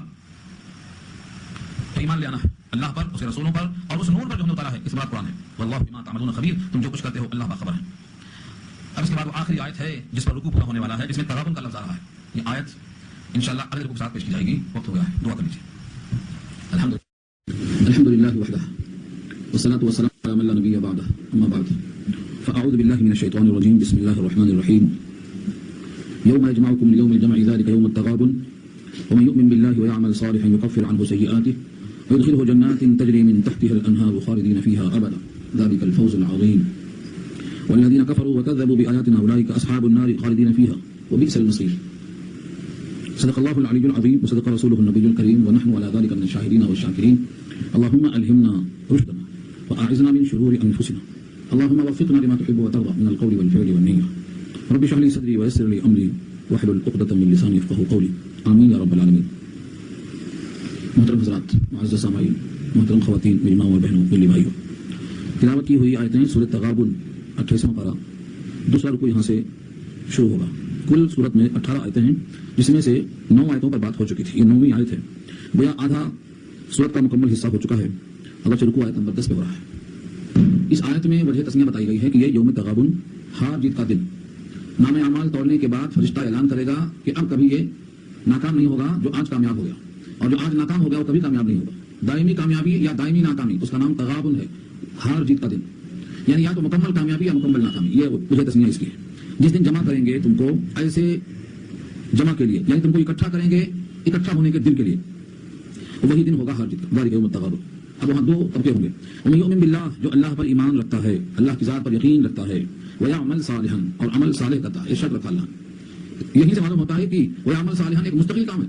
ایمان یقین کا نام ہے، اس کے بعد عمل صالح کا نمبر ہے، یہ دونوں کام ضروری ہیں، کیونکہ اگر یقین نہ ہو تو منافق ہوگا، جس کا ذکر اس کے بعد کی صورت میں آ رہا ہے، اور یقین ہے لیکن عمل صالح نہیں ہے، غیر صالح کام کر رہا ہے تو یہ فاسق ہوگا، اور فسق کو دھلائی کے بعد ہی موقع ملے گا۔ اللہ فرماتے ہیں کہ ایمان بھی ہے اور عمل صالح بھی ہے، یکفر عنہ سیئاتہ، تو اس کے طفیل میں اس کے تمام سیئات کو اللہ اسے دور کر دیں گے۔ یکفر عنہ سیئاتہ، کفارہ کے معنی دور کرنا۔ ہمارے پاس اردو میں کفارہ استعمال ہوتا ہے، وہ بھی اسی معنی میں، آپ نے کچھ غلطی کی کفارہ دے دیا، یعنی اس غلطی کو دور کر دیا۔ جب جنایت حج میں کیا ہے، حج میں کچھ غلطی ہو گئی، دم دے دیا، اس دم نے اس غلطی کا کفارہ ادا کر دیا، مطلب یہ ہے کہ اس غلطی کو دور کر دیا۔ نماز میں سجدے سے ہو کیا ہے، وہ بھی غلطی کا کفارہ ہے۔ تو کفارہ کے معنی آتے ہیں تلافی کر دینا، مراد ہے اس گناہ کو دور کر دینا۔ یہاں سے صاف معلوم ہوا کہ جو شخص اللہ پر ایمان رکھتا ہے وہ دونوں کام کر سکتا ہے، عمل صالح بھی اور سیئات بھی۔ تو معلوم کیا ہوا، ایک مومن سیئات بھی کر سکتا ہے اور ایک مومن اعمال صالحہ بھی کر سکتا ہے۔ تو دونوں کیا ہیں، ایک ایمان والے کے ساتھ جمع ہے۔ اگر یہ عمل صالح ایمان کا جز مان لیا جائے اور اعمال سیئہ کو اس کی ضد مانا جائے تو اجتماعی ضدین لازم آئے گا، جبکہ وہ محال ہے۔ اجتماعی ضدین کیا ہے، دو اپوزٹس کو جمع کر دیا جائے، دن بھی رات بھی، کالا بھی گورا بھی، صبح بھی شام بھی، یہ ممکن نہیں ہے۔ ویسے اعمال صالحہ اگر ایمان کا جز ہے تو پھر اعمال سیئہ اس کی ضد ہیں، اپوزٹس ہیں، اور دونوں جمع نہیں ہو سکتے، اور یہاں اللہ دونوں کو جمع کیا ہے۔ کہ اگر کوئی ایمان رکھتا ہے اللہ پر اور عمل صالح کرتا ہے تو اس کے سیئات کو ہم دور کر دیں گے، سیئات ہوگی تبھی تو دور کریں گے، اور سیئات کرتی ہیں گناہ کو، معصیت کو، جو عمل صالحہ کی ضد ہے۔ اس لیے امام اعظم کا یہ موقف بالکل مضبوط ہے کہ اعمال صالحہ ایمان کا جز نہیں ہے، ہاں تکمیل ایمان کا ذریعہ۔ اگر سیئات ہیں تو وہ ایمان کی تکمیل نہیں کرتے بلکہ مواخذے کے سبب بن جاتے ہیں، اور اعمال صالحہ ہیں تو ایمان کی تکمیل ہوتی ہے۔ اس بندے کے لیے اللہ کا یہ وعدہ ہے، وَيُدْخِلُهُ جَنَّاتٍ تَجْرِي مِن تَحْتِهَا الْأَنْهَارُ، اور داخل فرمائیں گے ایسے باغات میں کہ بہتی ہیں اس کے نیچے سے نہریں۔ یہ بار بار لفظ آ چکا ہے، جنت کے اندر رونق کو ظاہر کرنا مقصد ہے کہ باغات اگر نیچے نہریں ہیں تو پانی خوب پہنچے گا جڑوں میں، اور پانی جب خوب پہنچے گا تو خوب شادابی ہوگی، خوب ہریالی ہوگی، کیونکہ عربوں میں ایسے باغات کی بڑی قدر ہوتی تھی۔ خالدین فیہا ابدا، ہمیشہ ہمیشہ رہیں گے اس میں۔ یہ ابدا کس زمانے کا نام ہے، کتنا طویل زمانہ ہے، اللہ تعالیٰ نے اس کے لیے کوئی لمٹ مقرر نہیں کیا ہے، ہمیشہ، بس ابد الآباد کے معنی ہمیشہ، اور اس کو محدود کرنا انسان کے بس کی بات بھی نہیں ہے۔ سورہ ہود میں ایک تذکرہ آیا ہے، ما دامت السماوات والارض، اور جگہ آیا ہے وہاں عطاء غیر مجذوذ۔ تو ما دامت السماوات والارض کا مطلب زمین و آسمان جب تک رہیں گے، حالانکہ یہ تو فنا ہوں گے قیامت میں، تو ایک طویل وقت کو بیان کرنے کے لیے کہا جاتا ہے، جب تک زمین اور آسمان پر دنیا کا نظام چلتا رہے گا، ایک طویل زمانہ مراد دیا گیا ہے۔ نہ وہاں بیماری آئے گی نہ موت آئے گی، نہ اس کو متعین کیا گیا ہے۔ جن حدیثوں میں کچھ زمانے متعین کیے گئے ہیں وہ صرف جہنمیوں کے واسطے بتائے گئے ہیں، جیسے احقاب کا لفظ آتا ہے، لابثین فیہا احقابا۔ اب احقاب کیا ہے، ایک حقب جو ہوتا ہے وہ 80 برس کا ہوتا ہے، تو وہاں پر کئی حقب رہیں گے، اور ایک حقب اتنا جو طویل ہوتا ہے وہ دنیا کے دنوں سے رہے گا بلکہ آخرت کے لحاظ سے ہوگا۔ تو صحیح یہ ہے کہ ان کا تعین نہیں کیا جا سکتا ہے۔ اللہ نے فرمایا ذالک الفوز العظیم، یہ بڑی کامیابی ہے۔ اس کامیابی کے لیے جو محنت کر کے کامیابی حاصل کرتا ہے مبارکباد کی لائق ہے، ہر شخص اس کو سلامتی کی دعا دے گا۔ اصل کامیابی یہ ہے، یہی بڑی مراد ملنی ہے، اسی پر آدمی کو کوشش کرنا چاہیے، لیکن عام طور سے لوگ اس کی طرف کوشش نہیں کر رہے۔ کیوں نہیں کر رہے ہیں؟ کیونکہ وہ آنکھوں سے اوجھل ہے اور اس پر جو یقین ہے وہ عین الیقین کے درجے میں نہیں ہے. آنکھوں سے دیکھ کر جو یقین پیدا ہوتا ہے وہ حاصل نہیں، بلکہ وہ علم حاصل ہے جو علم یقین کہلاتا ہے. تو علم یقین سے اس آدمی کے اندر تیزی نہیں آتی. جب عین الیقین آتا ہے تو تیزی آتی ہے. عین الیقین اور علم الیقین دونوں کی بحث پیش آ چکی ہے التکاثر میں. حضرت موسیٰ نے اللہ سے خبر پا لیا تھا کہ قوم بچے کی پوجا کرتی ہے، اتنا غصہ نہیں آیا. آنکھوں سے دیکھا اور کر دیا، ہاتھوں سے غصہ کیا جاتا. اتنا فرق کیوں ہوا؟ آنکھوں سے دیکھنا یہ عین الیقین ہے اور سچی خبر پانا یہ علم الیقین. تو علم الیقین بندوں کو حاصل ہے لیکن عین الیقین حاصل نہیں. صحابہ کو وہ بھی حاصل تھا، عین الیقین بھی حاصل تھا، کیونکہ ان کو اپنی آنکھ سے زیادہ حضور کے قول پہ اعتماد تھا. اب اس کی ضرورت ہے. اسی واسطے جن کو یہ یقین حاصل ہو جاتا ہے وہ اپنی ساری کوششیں اس طرف موڑ دیتے ہیں. اللہ فرماتے ہیں یہ بڑی کامیابی ہے. اس کے برخلاف والذین کفروا وکذبوا بآیاتنا، جنہوں نے کفر کیا اور جھٹلایا ہماری آیتوں کو، اولئک اصحاب النار، یہ جہنم والے ہیں، خالدین فیہا، ہمیشہ ہمیشہ رہیں گے اس میں. یہاں لفظ ابدا نہیں آیا، دیکھیے اوپر ابدا کا لفظ تھا، فیہا کے بعد ابدا، یہاں ہے تو خالدین فیہا لیکن ابدا آگے نہیں ہے. کیونکہ ہو سکتا ہے جو ابد الآباد کا ایک لفظ ہے ان میں ایسا ایمان ہو جو کسی کو نظر نہ آیا ہو اور وہ اللہ تعالیٰ اپنے لب بھر کر جن کو نکالیں گے اس میں یہ بھی شامل ہو کے نکل جائے. چنانچہ کچھ لوگوں کا ایمان اتنا کمزور ہوگا کہ کسی سفارش کرنے والے کو ان کا ایمان نظر نہیں آئے گا. سب سفارش کر چکیں گے، کوئی باقی نہیں بچے گا. آخر میں ان لوگوں کو اللہ تعالیٰ اپنے لب بھر سے نکالیں گے. لب مانے دونوں ہاتھ ملانا، چلو دونوں ہتھیلیوں کو جوڑ کر نکالنا، ایک لب بھر کے نکالیں گے اللہ. کن کو نکالیں گے؟ کافروں کو نہیں. ان میں ایمان تھا لیکن اتنا کمزور تھا کہ کسی کو نظر نہیں آیا. وہ ایمان تھا اور کمزور تھا، ایک لب بھر کے نکالیں گے. تو اس میں شاید یہ لوگ بھی نکلیں جن میں ذرا برابر بھی ایمان ہو لیکن بظاہر وہ نور ایمان کسی کو نظر نہیں آیا، کسی نے سفارش نہیں کیا. ایسے لوگ آخر میں نکالے جائیں گے. اور اسی روایت کو سنایا تھا میں آپ کو، صدیق اکبر رضی اللہ عنہ فرمایا، اللہ کے نبی آپ ایک لب بھر کرنے کے بجائے دو لب بھر کر نکالنے کا آپ دعا فرما دیجیے تو اللہ تعالیٰ دو لب بھر کے نکالیں گے، لوگوں کو فائدہ ہوا. حضرت عمر نے کہا ایک لب بھر کے نکالنا اللہ کی مرضی ہے، وہ بس کافی ہے. دونوں میں سوال جواب شروع ہو گیا. نبی صلی اللہ علیہ وسلم مسکراتے ہوئے دونوں کی بات سنتے رہے. آخر میں فرمایا عمر سچ کہتے ہیں، جب اللہ نکالیں گے لب بھر کے تو کون چھپے گا؟ وہ لب ایسا ہے کہ کوئی بچے گا نہیں. تو عمر سچ کہتے ہیں فرمایا حضور نے، اور مسکراتے ہوئے دونوں کو یہ فرمایا کہ جب اللہ نکالیں گے لب بھر کے تو کوئی بچے گا نہیں، سب اس میں آ جائیں گے. تو شاید اسی مناسبت سے یہاں پر لفظ ابدا نہیں استعمال کیا ہے اللہ نے کہ جن کا جو بظاہر انکار کیے ہیں، تکذیب بھی کیے ہیں، لیکن کسی درجے میں ان کے دل میں یقین تھا. جیسے مثال کے طور پر میں ایک آیت دیتا ہوں، قرآن کریم میں سورہ نمل کی ایک آیت ہے، وجحدوا بها واستيقنتها انفسهم ظلما وعلوا. اپنے اوپر ظلم اور دوسروں پر بڑا بننے کی فکر. اگر ہم مسلمان بن جائیں گے تو ایک ماتحت ہونا پڑے گا، سیادت سرداری سب ٹوٹ جائے گی. اس بنا پر انہوں نے انکار کیا، حالانکہ دل میں یقین تھا. دل میں یقین کس بات کا؟ کہ نبی برات ہے، اطاعت سچی ہے. وجحدوا بها، انکار کیا اس کا. واستيقنتها انفسهم، ان کے دل میں یقین تھا کہ یہ سچ ہے تو انکار کیا. ظلم وعلوا، اپنے اوپر ظلم کیا. اور علوا مانے دوسروں پر بڑائی سمجھنا، میں اپنی بڑائی کو باقی رکھوں اور نہ ماتحت ہونا پڑے گا. تو یہ کیا ہے؟ وہ تو بظاہر منکر مانے جائیں گے، کافر مانے جائیں گے، لیکن ان کے دل میں یقین تھا کہ یہ سچ ہے. وہ یقین بھی تو ایمان ہے.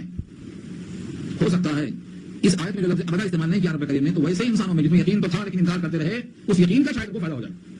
اسی واسطے سزاؤں کے بعد، بھگتنے کے بعد ان کے واسطے لفظ ابدا نہیں آیا، صرف خالدین فیہا، ہمیشہ رہیں گے. وہ ہمیشہ کا جو لمٹ ہے وہ پورا ہونے کے بعد شاید ان کی اس یقین کی بنیاد پر ان کو اللہ نکالے. اس واسطے لفظ ابدا یہاں پر نہیں آیا ہے. یہ رائے ہے بعض مفسرین کی.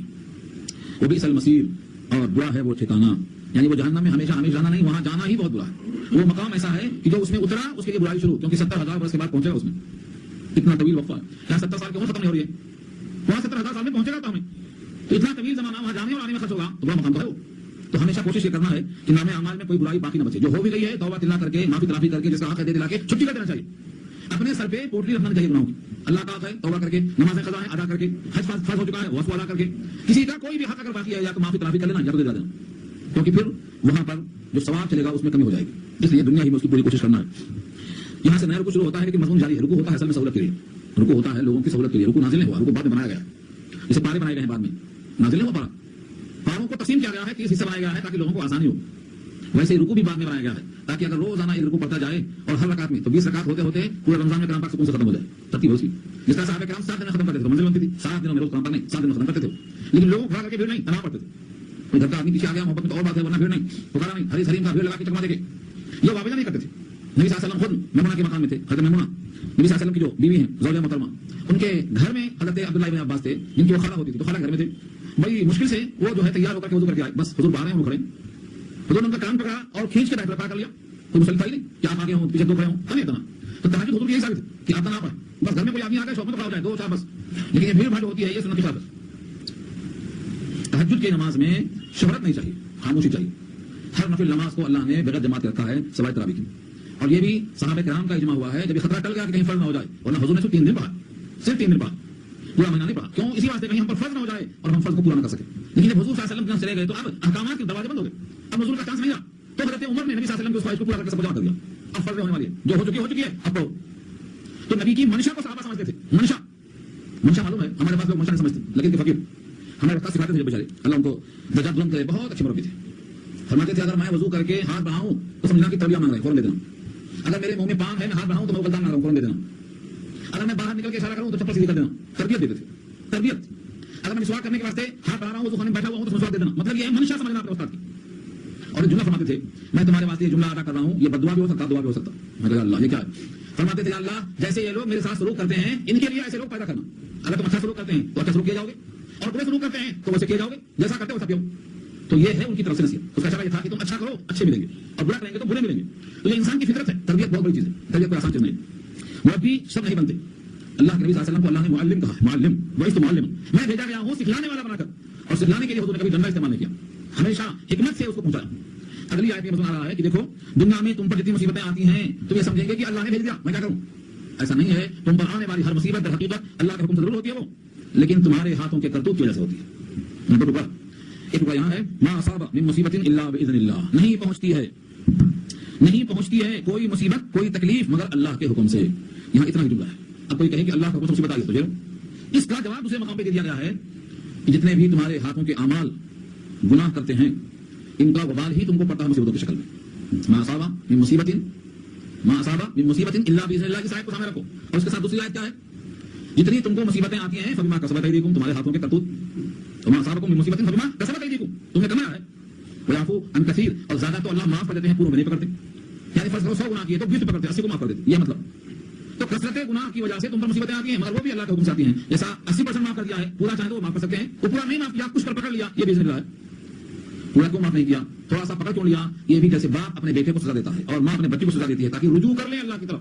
اللہ نے کہا ہے ہم مصیبتیں اس واسطے دیتے ہیں لعلہم یتضرعون، تاکہ وہ روئیں، زاری کریں، اور اتنا روئیں کہ اپنے اللہ کو راضی کر لیں. اس واسطے ہم ان کو سزا دیتے ہیں. یہ بھی رحمت ہے. معاف کرنا زیادہ، یہ بھی رحمت ہے. کچھ پر مواخذہ کرنا، یہ بھی رحمت ہے. اور سزا کی جو منشا ہے وہ بھی رحمت ہے. اس واسطے اس آیت پر یہ نہیں سوچنا کہ مصیبت اللہ نے بھیج دیا میں کیا کروں. نہیں، ہم نے جو کچھ کیا ہے اس کی پڑھائی ہے. ومن یؤمن باللہ یہدی قلبہ، اور جو یقین رکھتا ہے اللہ پر اللہ اس کے دل پر رہنمائی دیتے ہیں. یہدی قلبہ، اس کے دل میں رہنمائی ڈال دیتے ہیں، ہدایت دے دیتے ہیں اس کے دل میں. معلوم یہ ہوا جو بندہ اللہ کی ذات پر یقین رکھتا ہے اس کے دل کو رہنمائی اللہ سے ملتی رہتی ہے. یہ کرنا یہ نہیں کرنا، کیسے کرنا، یہی مضمون ہے جو پیچھے آ رہا ہے کہ جو ہماری آیتوں میں، ہمارے راستے میں، ہمارے دین میں کوشش کرتے ہیں ہم رہنمائی کرتے ہی رہتے ہیں. والذین جاہدوا فینا لنہدینہم سبلنا، جو کوشش کرتے ہیں ہمارے دین میں ہم رہنمائی کرتے رہتے ہیں ان کے بعد. اللہ کا وعدہ. تو اس اللہ کی طرف سے نعمت ہے. واللہ بکل شیء علیم، اللہ ہر چیز جانتے ہیں، ہر شے اللہ کے علم ہے. کون گمراہ ہے، کون ہدایت پر ہے، کس میں طلب ہے، کس میں لگن ہے، کس میں دھن ہے، کس میں غفلت ہے، یہ سب اللہ کے علم ہے. کوئی چیز خالی نہیں. لہذا ایسا بھی نہیں کہ ہم نے تو کوشش بہت کی ہمیں ملا نہیں، ہمیں کوئی حاصل نہیں ملا. اللہ فرماتے ہیں کوشش پر عطا ضرور ہوگی، اللہ کے علم ہے. واطیعوا اللہ واطیعوا الرسول، اور اللہ کی اطاعت کرو اور رسول کی اطاعت کرو. دونوں الگ الگ استعمال کیا. اطیعوا ورب ہے، امر ہے، آرڈر ہے. یہ ایسا فعل ہے جو آرڈر کی شکل میں ہے. اللہ کی اطاعت کرو اور رسول کی اطاعت کرو. اس میں ایک اطیعوا کو ڈبل لائے ہیں، اطیعوا اللہ واطیعوا الرسول. یہ بھی ہو سکتا تھا اطیعوا اللہ والرسول، واو لگا کر بھی کنجکشن کی وجہ سے بھی اطیعوا کو دونوں کے ساتھ ہو سکتے تھے، اطیعوا اللہ والرسول. لیکن نہیں، اللہ نے دونوں کو مستقل بتانے کے لیے اطیعوا اللہ الگ کیا، اطیعوا الرسول الگ کیا. ایک طبقہ ہے جو اطیعوا الرسول کو نہیں مانتا، سنتوں کو نہیں مانتا، حدیثوں کو نہیں مانتا، بولتا قرآن کافی ہے. کیونکہ قرآن والے نبی قرآن کی اتباع کرتے تھے، لہذا ہمیں قرآن ہی کی اتباع کافی ہے. یہ ان کی اصلاح کے لیے ہے. اطیعوا اللہ قرآن کی اطاعت ہے، وہ اطیعوا الرسول اس قرآن پر رسول نے کیسے عمل کیا ہے وہ سنت ہے، وہ یہاں اطیعوا الرسول. یہ اطیعوا الرسول قرآن میں آیا اقیموا الصلاۃ، نماز قائم کرو. وہ نماز کیسے پڑھی جائے، کتنی پڑھی جائے، کب پڑھی جائے، اس کو حضور نے کر کے بتایا ہے، اس کی وضاحت کیا ہے. یہ ہے اطیعوا الرسول. تو عمل قرآن پر ہوگا اور سنت پر ہوگا. اطیعوا الرسول کہا ہے، رسول کی اطاعت کرو، اس کا نام ہے سنت. بیشتر لوگ سنت میں اور حدیث میں فرق نہیں کرتے، غلطی ہو جاتی ہے. قرآن و حدیث کے عمل ہوگا بولتے ہیں، یہ صحیح نہیں ہے. قرآن و سنت کے عمل ہوگا، یہ صحیح ہے. دونوں فرق کیا ہے؟ قرآن جو اللہ کا حکم ہے جس پر نبی نے عمل کر کے دکھایا ہے، اور سنت وہ طریقہ ہے جو قرآن کریم پر عمل کرتے ہوئے وضاحت کرتے ہوئے حضور نے پیش فرمایا. تو حدیث تو ضعیف بھی ہو سکتی ہے، حدیث موضوع بھی ہو سکتی ہے، حدیث کینسل بھی ہو سکتی ہے. حدیث میں بہت سے امکان ہیں لیکن سنت متواترہ میں کوئی امکان نہیں. حضور کو کرتے ہوئے صحابہ نے دیکھا، صحابہ سے تابعین نے دیکھا اور تسلسل سے چلا رہا ہے. تو سنت کے اندر کوئی چیز موضوع نہیں ہوتی، سنت میں کوئی چیز ضعیف نہیں ہوتی. جو سنت متواترہ ہے اس میں کوئی چیز کا دھوکہ نہیں ہوتا. تو قرآن اور سنت کا عمل ہوگا، قرآن و حدیث پہ عمل نہیں ہوگا. آپ کو ایک حدیث نہیں ملنے والی کہ حدیث پہ عمل کرو. کیوں؟ کیونکہ وہ حدیث صحیح ہے یا غلط وہ تمہارے بس کی بات ہے ہی نہیں. حدیث کو دیکھنا کہ یہ منسوخ ہے یا ناسخ بس کی بات نہیں، جب تک کہ اس فن سے واقف نہ ہو. تو حدیث میں کئی احتمالات ہیں لیکن سنت میں کوئی احتمال نہیں. تو یہاں اطیعوا رسول سے مراد کیا ہے؟ رسول کی اطاعت کرو، یعنی ان کی سنت پر عمل کرو. یہ مراد ہے. یہاں سے جڑ پڑ جاتی ہے اہل قرآن والوں کی جو حدیث کے منکر ہیں، جو رسول کی اطاعت سے انکار کرتے ہیں، ان کی جڑ یہاں سے پڑ جاتی ہے. فإن توليتم فإنما على رسولنا البلاغ المبين، بس اگر تم لوگ منہ پھیر لیتے ہو، رسول کی اطاعت سے بغاوت کرتے ہو، فإنما تو اس کے سوا کچھ نہیں، على رسولنا ہمارے رسول پر ہے کیا؟ البلاغ پہنچانا، المبین کھول کھول کے. رسول کا ذمہ منوانا نہیں ہے، دروغہ نہیں ہے. لست علیہم بمسیطر، دروغہ بن کر کوئی نبی نہیں ہے. کوئی نبی دروغہ بن کر نہیں آئے کہ زبردستی منوائیں گے. اللہ نے کہا اکراہ فی الدین, دین میں دھوس نہیں ہے. دین تو دل کی گہرائیوں سے, دل کی عظمتوں سے یقین کے ساتھ چلنے کا نام ہے, تو دروغہ نہیں ہے. ہاں, نبیوں پر پہنچا دینا کام ہے. یہیں سے بات معلوم ہوگی, جب نبیوں پر صرف پہنچا دینا کام ہے, واضح کرنا کام ہے, منوانا کام نہیں ہے, تو پھر جو نبی نہیں ہے امتی ہیں یہ اتنی دھوس ہو جاتے, منوانا چاہتے, مسلط ہونا چاہتے, ہم جو چاہتے وہ تم بھی کرو بولتے. یہ سختیاں کیوں؟ یہ سختی جب نبی نے نہیں کیا تو امتی کو بھی سختی نہیں کرنا چاہیے, پہنچا دینا چاہیے. جیسے آئینہ دکھا دینا, آئینہ دیکھ کر اس نے اپنی اصلاح کر لی تو اس کی مرضی, ورنہ آئینہ کام سے دکھا دینا, بس یہ ہے مومن کا کام. تو ذمہ ہمارے رسول کیا ہے؟ پہنچا دینا. اللہ لا الہ الا ہو, اللہ وہ ہے جس کے سوا کوئی معبود نہیں, یعنی معبود تو اللہ ہی ہے, اس کے سوا اور کوئی معبود نہیں. وعلی اللہ, اور اللہ ہی پر فلیتوکل المؤمنون, چاہیے کہ بھروسہ کریں ایمان والے. ایمان والے بھروسہ کس پر کریں؟ ایمان والوں پر نہیں کہا اللہ نے, ایسا کہیں نہیں کہا. ایمان والے بھی بھروسہ اللہ پر ہی کریں گے, اللہ پر ہی بھروسہ کرنا ہے. بھروسے سے مراد کیا ہے؟ اللہ وہ ہے جس کا کوئی معبود نہیں ہے, کیسے مان لیا جائے؟ بھروسہ کر کے. اللہ دیکھا نہیں اللہ کو, اللہ کی ذات کو, اللہ کے صفات کو دیکھا نہیں. اللہ پر بھروسہ کرنے کا مطلب اللہ کے بولنے سے اللہ کے سوا کوئی معبود نہیں ہے, سب معبودان باطلہ کی تردید کرنا, یہ ہے ایمان والوں کا کام. یہ ہم بات ہے. آپ اللہ کو کیسے مانتے ہیں؟ دیکھا ہے کیا؟ نہیں. پھر یہ ہے بھروسہ کرنا, چونکہ اللہ نے کہا دیا ہے اللہ لا الہ الا ہو, اللہ کے سوا کوئی معبود نہیں, لہذا کوئی معبود نہیں ہو سکتا. یہ بھروسہ اللہ پہ, اس بھروسے پر کائنات چلتی ہے. اس کے بعد اس بھروسے کا ایک جو بہت اہم ہے, دنیا کے لوگ سب سے زیادہ بیوی کی بات مانتے ہیں دنیا میں تقریباً. اسی واسطے حدیث میں آیا ہے کہ تم عبداللہ بنو, عبد الزوجہ نہ بنو. عبد الزوجہ کے معنی بیوی کا بندہ, عبد الرسول رسول کا بندہ, عبد النبی نبی کا بندہ, عبد الدرہم درہم کا بندہ, عبد العزا عزا کا بندہ. اللہ نے کہا کسی کا بندہ مت بنو, کیونکہ معبود ایک ہے, اللہ لا الہ الا ہو, اللہ کے سوا دوسرا کوئی معبود نہیں. لہذا جب اللہ کا حکم یہاں کہ کوئی معبود نہیں تو اب کسی کی بات نہیں چلتی. جب معبود ایک ہے تو اب دوسروں کی بات ماننے کا مطلب معبود کی بات کر گئی. ٹھیک ہے, معبود کی بات کٹ گئی. اگر بیوی کی بات مان لیا اور وہ اللہ کے حکم کے خلاف تھی تو کیا مطلب ہوا؟ بیوی کی بات مان لیا, اللہ کی بات کاٹ دیا, بھروسہ اللہ پہ نہ ہوا. یا ایسا کام کیا جس میں درہم آ رہا ہے, حالانکہ وہ حرام طریقے سے آ رہا ہے, مگر آ رہا ہے, اس آنے کو قبول کرنا چاہے اسلام کے خلاف ہی آئے تو اللہ کی بات کر گئی, عبد الدرہم ہوگا. بیوی کی بات چل گئی, اللہ کی بات کر گئی, عبد الزوجہ ہوگا. جو بھی مقام پر اللہ کی بات کرے گی, جس کی وجہ سے کرے گی, اس کا وہ نقل آئے گا. یہ ہے ہمارا. اب دیکھو اللہ کے الفاظ کتنے پیارے ہیں.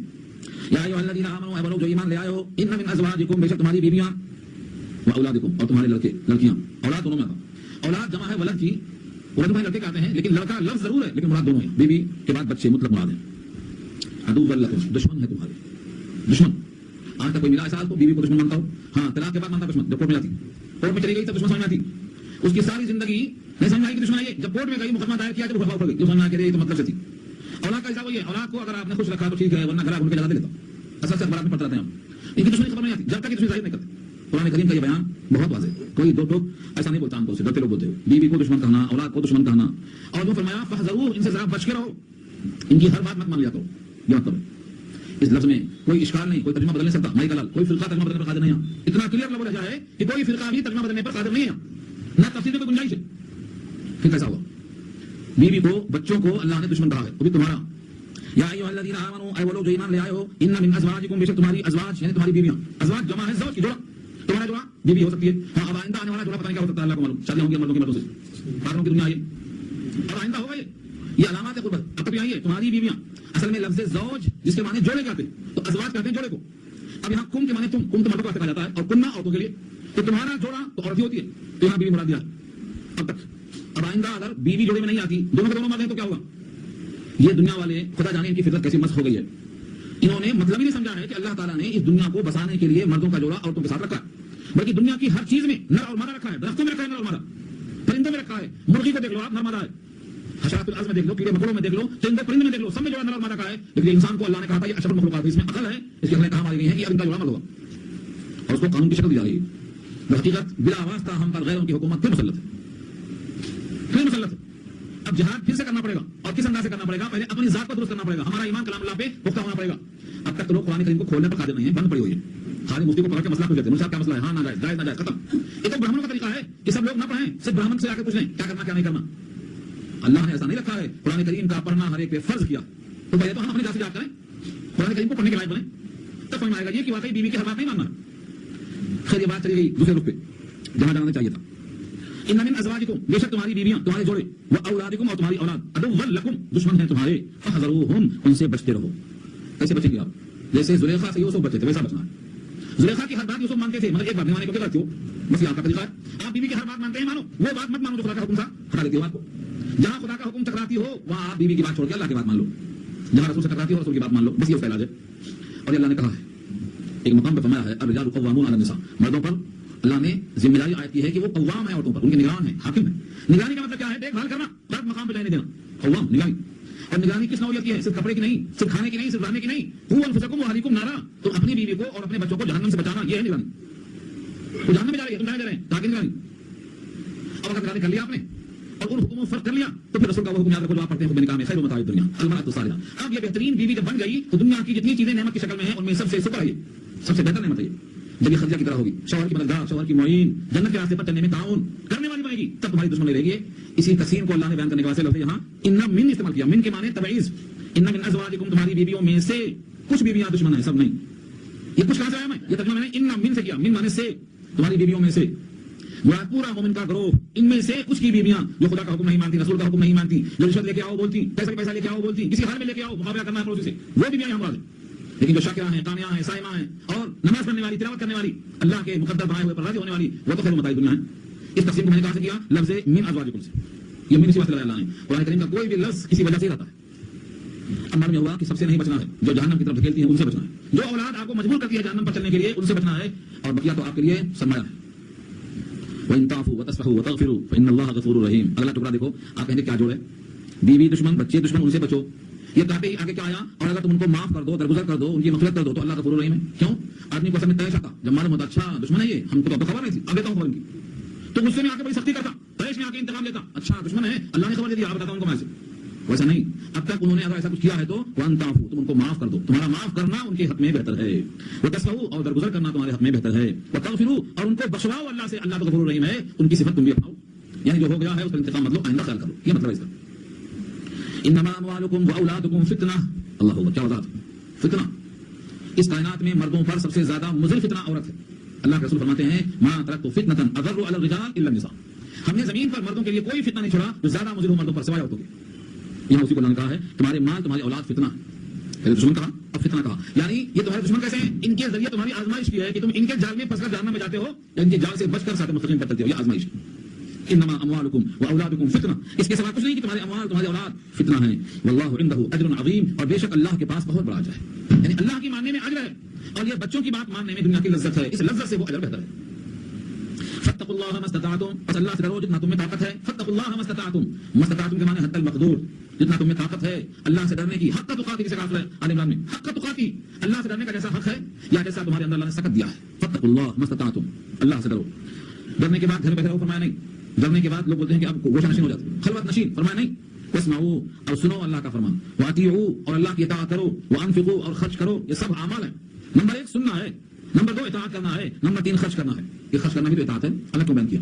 کیونکہ لوگ نماز پڑھتے ہیں زکات نہیں دیتے، کہتے ہیں نماز پڑھ رہے ہیں بھائی مصلی ہیں ہم، اطاعت ہو رہی ہے. اللہ نے کہا یہ اطاعت کافی نہیں ہے کہ چمڑی جائے اور دوڑی نہ جائے، دمڑی بھی جانا. وانفقوا، خرچہ کرو. اسی واسطے سورہ بقرہ کا شروع آیا ہے کہ ایمان بالغیب متقی کا ثابت نہیں ہوگا جب تک وہ خرچہ نہ کرے. یا اللہ صاحب کے سامنے ہوں کیسے خرچ کروں؟ نہیں، مما رزقناہم ينفقون، جتنا ہم نے دیا اس میں سے خرچ کرو. ایک کھجور دیا ہے تو آدھی کھاؤ، آدھی خرچ کرو. یہ واجب نہیں ہے لیکن یہ علامت ہے کہ تمہارے دل میں اللہ کا حکم جم گیا ہے، تم آخرت کی فکر میں لگ گئے ہو. یہ ہے انفقوا. تو 3 جملے ہیں. جتنا اللہ سے ڈرنے کی تمہارے اندر طاقت ہے حد المقدور، جہاں تک ہو سکے اللہ سے ڈرو اور ان کی باتیں سنو اور اطاعت کرو اور خرچہ کرو. اور آگے فرمایا خیرن، تمہارا خرچ کرنا خیرن لانفسکم، تمہاری ذات کے لیے بہتر ہے. تم سمجھتے ہیں نہ خرچ کرنا بہتر ہے، جمع پہ جمع، جمع پہ جمع، جمع اوعا، رو کے رکھا، سینت کے رکھا، کام آئے گا. فرمایا تمہارے پاس آنے سے جو کام میں آئے گا اس سے بہتر تم جب خرچ کریں گے تو تمہارے کام میں آئے گا، اور تم خرچ نہ کریں گے تو ورثہ کے کام میں آئے گا. وہ سب خرچ کریں گے تو ان کے ورثہ کے کام میں آئے گا، تمہارے کام میں کہاں سے آیا؟ تم نے تو کھایا اور پہنا، وہی تمہارے کام میں آیا. تو خیر لانفسکم، اپنے بھلے کے بعد تمہیں خرچ کرنا ہے. یہ خرچ کرنا اللہ نے قارون سے بھی کہا تھا، فرعون کے ذریعے، فرعون نے موسیٰ کے ذریعے. حضرت موسیٰ سے کہا تھا کہ فرعون قارون سے کہو کہ تمہارے پاس جو مال ہے اس مال کے ذریعے سے جو آخرت کمانا ہے اس کو بھولو مت، اس دنیا کے مال کو دے کر آخرت کو خریدو. سورہ قصص پارہ 20 میں فرمایا واحسن کما احسن اللہ الیک. اور آگے ہے اس سے پہلے کا جملہ ہے ولا تنس نصیبک من الدنیا، تمہارا جو حصہ ہے دنیا میں سے آخرت کے لیے اس کو بھولو مت. تمہارے وہ آخرت بھی خریدنا ہے تو دنیا کے پیسوں سے ہی خریدنا ہے. پلاٹنگ وہاں ہو رہی ہے مگر پیسہ یہی چلے گا. ہاں مرنے تک، مرنے کے بعد اب وہاں آپ کو خریدنا ہے تو پیسہ نہیں چلے گا، اب ثواب دینا پڑے گا. تو وہ ثواب کو ابھی حاصل کرنا. جو حاجی عمرہ کرنے والا جاتا ہے اس کے پاس پیسہ ہے، یہی بدل لیا تو وہاں جا کے کام میں آتا. پیسہ لے کے گیا تو وہاں دوڑنا پڑتا، مل جاتا ہے مگر مشقت سے ملتا ہے، وہاں تو ملے گا بھی نہیں، چینج نہیں ملتی، سروا بازار جانا پڑتا. اس لیے فرمایا کہ تمہیں جتنی طاقت ہے اپنے ذات کے واسطے یہی خرچ کر لو. آج کل لوگ ٹفن نہیں بھیجتے، کیا بات ہے، جھوٹ بولتے ہیں. ہاں گیا انسان خرچ کیوں نہیں کرتا؟ اللہ سے بڑھ کر کون جانتا ہوا؟ طبیعت اللہ نے بتا دیا ہے. ومن یوق شح نفسه فاولئک هم المفلحون، اور جو شخص اپنے جی کے لالچ سے یعنی اپنے طبیعت کے بخل سے بچا لیا گیا وہ بہت کامیاب ہے۔ ومن یوق شح نفسه، شح کے معنی آتے ہیں بخل، شحیح کہتے ہیں بخیل کو۔ بخیل کسے کہتے ہیں؟ ہمارے پاس بخیل کا لیول بہت ہے، جو فضول خرچی نہ کرے وہ بخیل ہوگا آج کل، ایسا نہیں ہے، کفایت شاہ ہے، کفایت شاہی آدھا ایمان ہے۔ بخیل وہ ہے جو واجبات چاہے اللہ کی طرف سے ہوں چاہے اپنی طرف سے ہوں، جہاں خرچ کرنا واجب ہے وہاں بھی خرچ نہیں کرتا، اللہ نے کہا زکات دو، زکات نہیں دیتا، یہ بھی بخیل ہے۔ اللہ کے رسول نے کہا مہمان آئے تو ضیافت کرو، ضیافت بھی نہیں کرتا، پلا دیتا، کھلاتا نہیں، پلا کے اڑا دیتا، ٹھنڈا یا گرم پوچھتا، ارے بھائی پیٹ میں کھانا ہے نہیں وہ بھی تو پوچھو، کھانا ہے نہیں ہے وہ بھی نہیں پوچھتا، ٹھنڈا یا گرم پوچھتا سیدھا سیدھا، حالانکہ قرآن کریم پہلے پلو ہے پھر بعد میں مشرب ہے، بھائی آپ کیا کھائیں گے پوچھو، نہیں پوچھتے، تو یہ دوسری بخل ہے، دوسرا استفائی۔ تیسرا بخل یہ ہے کہ خود بھی نہیں کھاتا، پڑا ہوا ہے، کدو کھا رہا ہے کچھ رکھا ہوا ہے۔ تو ایسے بخیلوں کے درجات، ایک اللہ کا حکم نہیں مانتا، ایک رسول اللہ کا حکم نہیں مانتا، ایک جسم کا تقاضا بھی نہیں پورا کرتا۔ اور چوتھا وکیل وہ ہے جو اس کے آگے بہت سے لوگ رکھتے رکھتے جوڑتے جوڑتے مر جاتے، گدڑی میں لال ملتے، بہت سے فقیروں کا بینک کھاتا ہے، بہت سے فقیروں کا بینک ہے، بھی مانگتا بند نہیں کرتا، بھی ماننا کیوں، اس کا پیشہ روزگار ہے، یہ بخیلی کا سب سے بڑا درجہ ہے، اعلیٰ درجہ ہے۔ حدیث میں آتا ہے ان کے چہروں پر رونق نہیں، گوشت بھی نہیں ہوگا، جو مانگ کر کے مالدار بننا چاہتے ہیں ان کے چہروں پر رونق نہیں، گوشت بھی نہیں ہوگا، چمڑا بھی ہوگا، ہڈیاں ہوں گے صرف۔ اس بخیلی کے درجات اللہ فرماتے ہیں جو بندہ اپنے طبیعت کے بخل سے بچا لیا گیا وہ کامیاب ہے۔ تو میں یوں کشف نفسی فاولئک هم المفلحون، تو بخل سے بچانا کیسے؟ ہمیں عہد کرنا ہے کہ ہم اپنے جسم کا حق ادا کریں گے۔ حضور نے فرمایا لنفسک علیک حق ولزوجک علیک حق ولعینک علیک حق، تیری آنکھ کا تجھ پر حق ہے، تیرے جسم کا تجھ پر حق ہے، تیرے دوست کا تجھ پر حق ہے، تیرے بیوی کا تجھ پر حق ہے، تیرے بچوں کا تجھ پر حق ہے، اور ہر حق والے کا حق دے دو۔ نکل گئے بخل سے، سب کا روکے رکھا ہے، پھنس گئے، خود نہیں کھایا آنکھیں اندر گھس جائیں گی، بچوں نے دیا بچے حق کو آ جائیں گے۔ تو بہت سے لوگ بخیلی کے درجات ہیں الگ الگ، کون کے درجے میں ہے مجھے نہیں معلوم، ہر ایک اپنا محاسبہ کر لے۔ بہرحال یہاں جو بھی خرچہ کرے اور بخل سے اپنے بچا لیا گیا، اللہ فرماتے ہیں وہ کامیاب ہے۔ دنیا والے کہتے ہیں وہ کامیاب نہیں ہے، ارے میاں مر گیا کچھ کیا نہیں، کچھ دھرا نہیں بولتے۔ اگر کوئی آدمی کھا پی کے برابر سرابر مر گیا تو بولتے کیا کیا، کھایا پیا چل گیا، کچھ بھی نہیں بنایا، بنا کے کچھ دیا نہیں، وہ جب تک چھوڑ کے نہ جائے جب تک کچھ بھی نہیں کیا بولتے۔ یہ دنیا والوں کی نگاہ میں ہے، دنیا والے سمجھتے ہیں دنیا میں بھیجے گئے ہیں دنیا کو ڈیولپ کرنے کے لیے۔ ایک ہندو خاتون میرے ساتھ پڑھتی تھی، میں نے کہا آپ کا میڈم عقیدہ کیا ہے، آپ کو بھیجے گئے دنیا میں؟ تو کہتی ہیں کہ دنیا کو ڈیولپ کرنے میں بھیجے گئے۔ میں نے کہا دنیا جب ڈیولپ ہوگی تو آپ اندر ہوں گے چتا میں، فائدہ کیا ہوا آپ کو؟ ڈیولپ کرنے کا فائدہ آپ کو ملنا چاہیے نا، دنیا کو ڈیولپ کیا آپ کچھ لگا دی گئی تو فائدہ کیا ہوا؟ دنیا میں ڈیولپ کرنے بھیجے گئے یہ سمجھتے ہیں، یہ ان کا عقیدہ، اور یہ چھن کے ہمارے پاس پہنچ گیا، ہم کو بھی کرنا ہے، بولتے کیا کرنا ہے، اولاد کے لیے کرنا ہے، فلاں کے لیے کرنا ہے، جگہ کے لیے کرنا ہے، اپنے لیے کیا کرنا یاد نہیں آتا، جوڑ پہ جوڑ جمع کرنا ہے۔ تو یہ اللہ فرما دیا جس نے اپنے نفس کی بخیلی سے اپنے آپ کو بچا لیا وہ کامیاب۔ یہاں کی رکھی ہوئی بلڈنگ وہاں کام ہے، یہاں کرایہ کھائیں گے وہاں جواب دیں گے۔ زکات نہ دے کر جو مال جمع ہوتا ہے، زکات نہ دینے پر وہاں سزا آپ کو ہوگی اور ملائی آپ دوسرے کھائیں گے۔ اسی واسطے کہا کہ یہ آزمائش ہے، یہ فتنہ ہے، یہ دشمن ہے، یہ الفاظ سی باتیں ہیں، آپ ان کا خیال کرو لیکن اپنے جہنم مت خریدو، کسی کی دنیا بنانے کے لیے اپنی عاقبت تباہ مت کرو، یہ مطلب ہے۔ اللہ نے خود کہا تم نے یہاں کے بینکوں میں رکھا ہے، فضول خرچیاں کی ہیں، دکھاوا کیا ہے، ریاکاری کی ہے، یہ سب کرنے کے بجائے بہترین بینک بتاتا ہوں، ان تقرضوا اللہ قرضا حسنا، اگر تم قرض دے دو اللہ کو قرض حسن بلا سود کے۔ قرض حسن اس نے کہا قرض حسن وہ ہے کہ جس پر سود نہ لیا جائے، قرضہ دینے پر اجر زیادہ ہے صدقہ دینے کے مقابلے میں، کیونکہ صدقہ آپ دیتے ہیں اپنی غرض سے اور جب قرضہ دیتے ہیں تو دوسرے کی غرض سے، اور دوسروں کے کام میں آنا باعث اجر زیادہ۔ مطلب کسی نے قرضہ دیا تو قرض حسنہ کیا ہے؟ بلا سود قرض، یہ ہے مراد ہے، جب تمہارے پاس ہو جب دے دینا، یا جب ہم کو عادت ہوگی جب مانگ لیں گے، یہ قرض حسنہ ہے۔ لیکن ہمارے پاس آج کل لوگ ایک بار جب قرضہ لے لیتے ہیں دوبارہ جب مانگیں گے تو وہ ہنستے ہیں، میاں کہاں ہم جا رہے ہیں، کہاں ہم جا رہے ہیں۔ تو قرضہ جو قرضہ دینے کے بعد آپ کو کیا ملے گا؟ ہنسنا، لوگوں کا ہنسنا، لوگ ہنستے رہیں گے آپ دیتے رہیں گے، تو ایسا قرضہ آج کل قرض حسنہ ہو گیا، یا چھوٹی ہاں جا کے ہو گیا بڑی ہاں کی وجہ، حسنہ جا کے حسنہ ہو گیا، پیسہ دے دو بھائی ضرورت ہے، ارے بھائی کہاں جا رہے ہیں ہم، کہاں جا رہے ہیں، کیا باہر جا رہے ہیں، دیں گے۔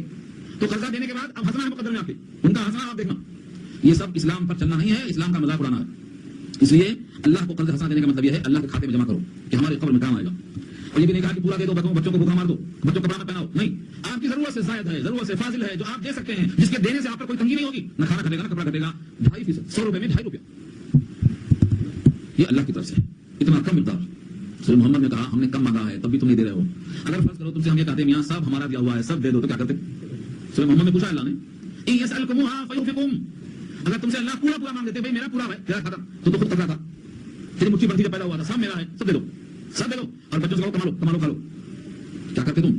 جب 2.5% میں تم بخیلی کرتے ہیں تو وہاں تم بدرجہ اولا بخیلی کرتے اور جہنم کے لائق بنتے، تمہارے اندر کے کینے کو اللہ نکال کے باہر کر دیتے۔ سورہ محمد کا آخری حصہ دیکھ لینا، اس لیے فرمایا اللہ کو قرض حسنہ دے دو، اللہ نے وعدہ کیا ہے یضاعفہ لکم، اللہ اسے کئی گنا کر دیں گے۔ یضاعفہ لکم، تم نے 1 روپیہ دیا 2 ملے گا، اور وہ سود نہیں ہوگا، وہ حلال ہوگا کیونکہ اللہ دے رہے ہیں، یہ بڑھوتری بالکل جائز۔ فرمایا کہ جس طریقے تم بچے کو پالتے ہو ہم تمہارے صدقے کو ایسا ہی مٹھی میں لے کے بڑھاتے ہیں، یہ 2 گنا کم سے کم ہے، 700 گنا تک جائے گا، یہ دنیا کا کوئی بند دینے کو تیار نہیں، 700 گنا یہاں ملے گا اور حلال ملے گا، اور ایسے موقع پر ملے گا جب آپ کو حاجت ہوگی اور ڈنڈی نہیں ماری جائے گی، دھوکہ دیا جائے گا، بھائی گواہ لاؤ، لکھا ہوا لاؤ، رائٹنگ میں لاؤ، کر دیا کہ گواہ بتاؤ، کچھ نہیں، کنیکشن لوز ہو رہا ہے یہاں سے۔ ان تقرضوا اللہ قرضا حسنا، اگر تم اللہ کو قرض حسنا دے دو تو اللہ اسے دوگنا کر کے دیں گے تمہارے واسطے، اور اس قرض حسنا کے بدلے میں یغفر لکم، تمہاری مغفرت فرمائیں گے کہ تم نے اللہ کو دیا ہے حاجت مند ہونے کے باوجود۔ واللہ شکور حلیم، اللہ شاکر ہے، قدردان ہے، تمہارے صدقے کی قدر کرنے والے۔ شکور پیارا، شکور کیا ہے؟ مبالغہ ہے، شاکر اس میں فاعل ہے، بھائی بندہ شاکر ہے، لیکن اللہ کہتے ہیں بندے کا جب مال اللہ کے پاس جاتا ہے تو اللہ شاکر ہی نہیں ہے بلکہ شکور، مبالغہ۔ صبار شکور، صبار بہت صبر کرنے والا، اور شکور بہت شکر کرنے والا، قدردان، یعنی تمہارے مال کی اللہ کے پاس کیا حیثیت؟ سمجھو، اللہ کو کھانے کی ضرورت نہیں، پینے کی حاجت نہیں، بیماری کی ضرورت نہیں، تمہارے مال کی اللہ کو کیا حاجت ہے؟ لیکن اس کو لے کر کئی گنا کر کے تمہیں دینا، اس پر تمہاری مغفرت کر دینا، یہ سب کیا ہے؟ قدردانی تو ہے، تو شکور۔ اور آگے فرمایا حلیم، اللہ کے کتنے نام ہے؟ حکیم نہیں کہا، علیم نہیں کہا، بلکہ حلیم کا، اور حلیم کے معنی حلم، تحمل والا، بردبار، کھانا تازہ ہے، باقی دیا فقیر کو اللہ کے نام پہ، چاہے تو تم پر ابھی موت نافذ کر سکتے ہیں مگر تحمل ہے، ٹھیک ہے چلو کم سے کم کچھ تو دیا، باقی تو کم سے کم دیا، ہٹا کپڑا کم سے کم تو دیا، اپنے کو بہترین کپڑا سلائے گا عید میں، اور موجن صاحب کو سب سے سستا کپڑا کر دے گا، کیوں بیچارہ انسان نہیں ہے وہ؟ اللہ چاہے تو تم نے موجن کی اس ناقدری پر تم کو عذاب دے سکتے ہیں کہ تم نے اللہ کے نمائندے کی توہین کیا، کہ تمہیں اللہ کی طرف بلاتا ہے، صلاح کی طرف، فلاح کی طرف، جنت کی طرف بلاتا ہے، جیسے گردن اللہ نے کہا قیامت سب سے اونچی ہوگی، تم نے خراب کپڑا دے کر توہین کیا اس کی، اگر وہ کپڑا تم کو دیا جائے تو تم اس کو نہیں قبول کرو گے، مگر چشم پوشی کر جاؤ تو شاید قبول کر لو۔ یہ اللہ کا حلم ہے جو برداشت کرتا ہے، اللہ کے کام کرنے والوں کو تم نے کھانا اترا ہوا دیا، کپڑا خراب دیا، ہر وہ چیز جو تمہارے لیول کی ہے تم نے اس کو رکھ لیا ہے، خراب چیز دے دیا ہے، یہ اللہ کا حلم ہے جو اللہ برداشت کرتے ہیں اور اس کو بھی قبول کرتے ہیں، یہ شکور ہے۔ تو اللہ شکور ہے، تمہارے ہر سب کو قبول کرتے ہیں، اور حلیم ہے کہ تمہارے ایسے اتار چڑھاؤ کو معاف کر دیتے ہیں۔ اللہ فرماتے ہیں تمہارے دل میں ہوگا اللہ کو خبر ہوگی تو غصہ گا، اس کا جواب یہاں تو دے دیا، عالم الغیب والشہادہ، وہ تو جاننے والے ہیں چھپے کو بھی اور ظاہر کو بھی، دل میں کیا ہے، زبان پہ کیا ہے، گھر میں کیا ہے، باہر کیا ہے۔ اللہ نے حضرت عیسیٰ کو علم دیا تھا، ہاں کر کے بولتے کیا کھا کے آئے ہو، کیا رکھ کے آئے ہو، جو بندے کو ایسا علم دے سکتا ہے اس اللہ کے علم کا عالم کیا ہے؟ تو عالم الغیب والشہادہ، چھپے کا اور ظاہر کا جاننے والا ہے، العزیز غالب ہے، الحکیم حکمت والا ہے، یہ سب اس کے اوصاف ہیں جس کی بنیاد پر ہم بچے جا رہے ہیں۔ چھوٹا سے چھوٹا ہمارا عمل جس پر اللہ ہم کو اجر دیں گے، یہ اللہ کا شکور ہونا ہے۔ ہاں شکر کرتے ہیں ہر ایک حال میں، شاکر ہیں ہم، سر جھکائے ہوئے تیرے دربار میں حاضر ہیں ہم، یہ اللہ کی طرف سے اشارہ ہے کہ بندے شاکر بنو، اور شکر یہ ہے کہ اللہ کی نعمت کو اللہ کی مرضی میں استعمال کرو، نعمتوں پر فخر کرتے ہوئے نعمت دینے والے کو بھی یاد رکھو، نعمت دینے والے کی نافرمانی میں نعمتوں کا استعمال مت کرو، یہ سب شکر کہلاتا ہے۔ اللہ غنی ہو کر بھی شاکر ہیں اور شکور ہیں، اور تم محتاج ہو کر بھی نہ شاکر ہو نہ شکور ہو، تم تو نہ شکر ہو نہ شکرا کون ہے، یہ انشاءاللہ آپ سنیں گے سورہ العادیات میں، یہ بات یہاں مکمل ہو گئی، سورہ تغابن مکمل ہو گئی، اب انشاءاللہ سورہ منافقون آئے گی، آئندہ دعا کر لیجیے۔ الحمدللہ رب العالمین والصلاۃ والسلام علی سید المرسلین یا حی یا قیوم برحمتک نستغیث یا رب لك الحمد كما ينبغي بجلال وجهك العظيم اللهم لا احصي ثناء عليك انت كما اثنيت على نفسك اللهم لا مانع لما اعطيت ولا معطي لما منعت ولا ينفع ذا الجد منك الجد اللهم انا نسالك علما نافعا ورزقا واسعا وشفاء من كل داء اللهم مغفرتك اوسع من ذنوبنا ورحمتك ارجع عندنا من اعمالنا وصلى الله تعالى على خير خلقه سيدنا مولانا محمد وعلى اله واصحابه اجمعين برحمتك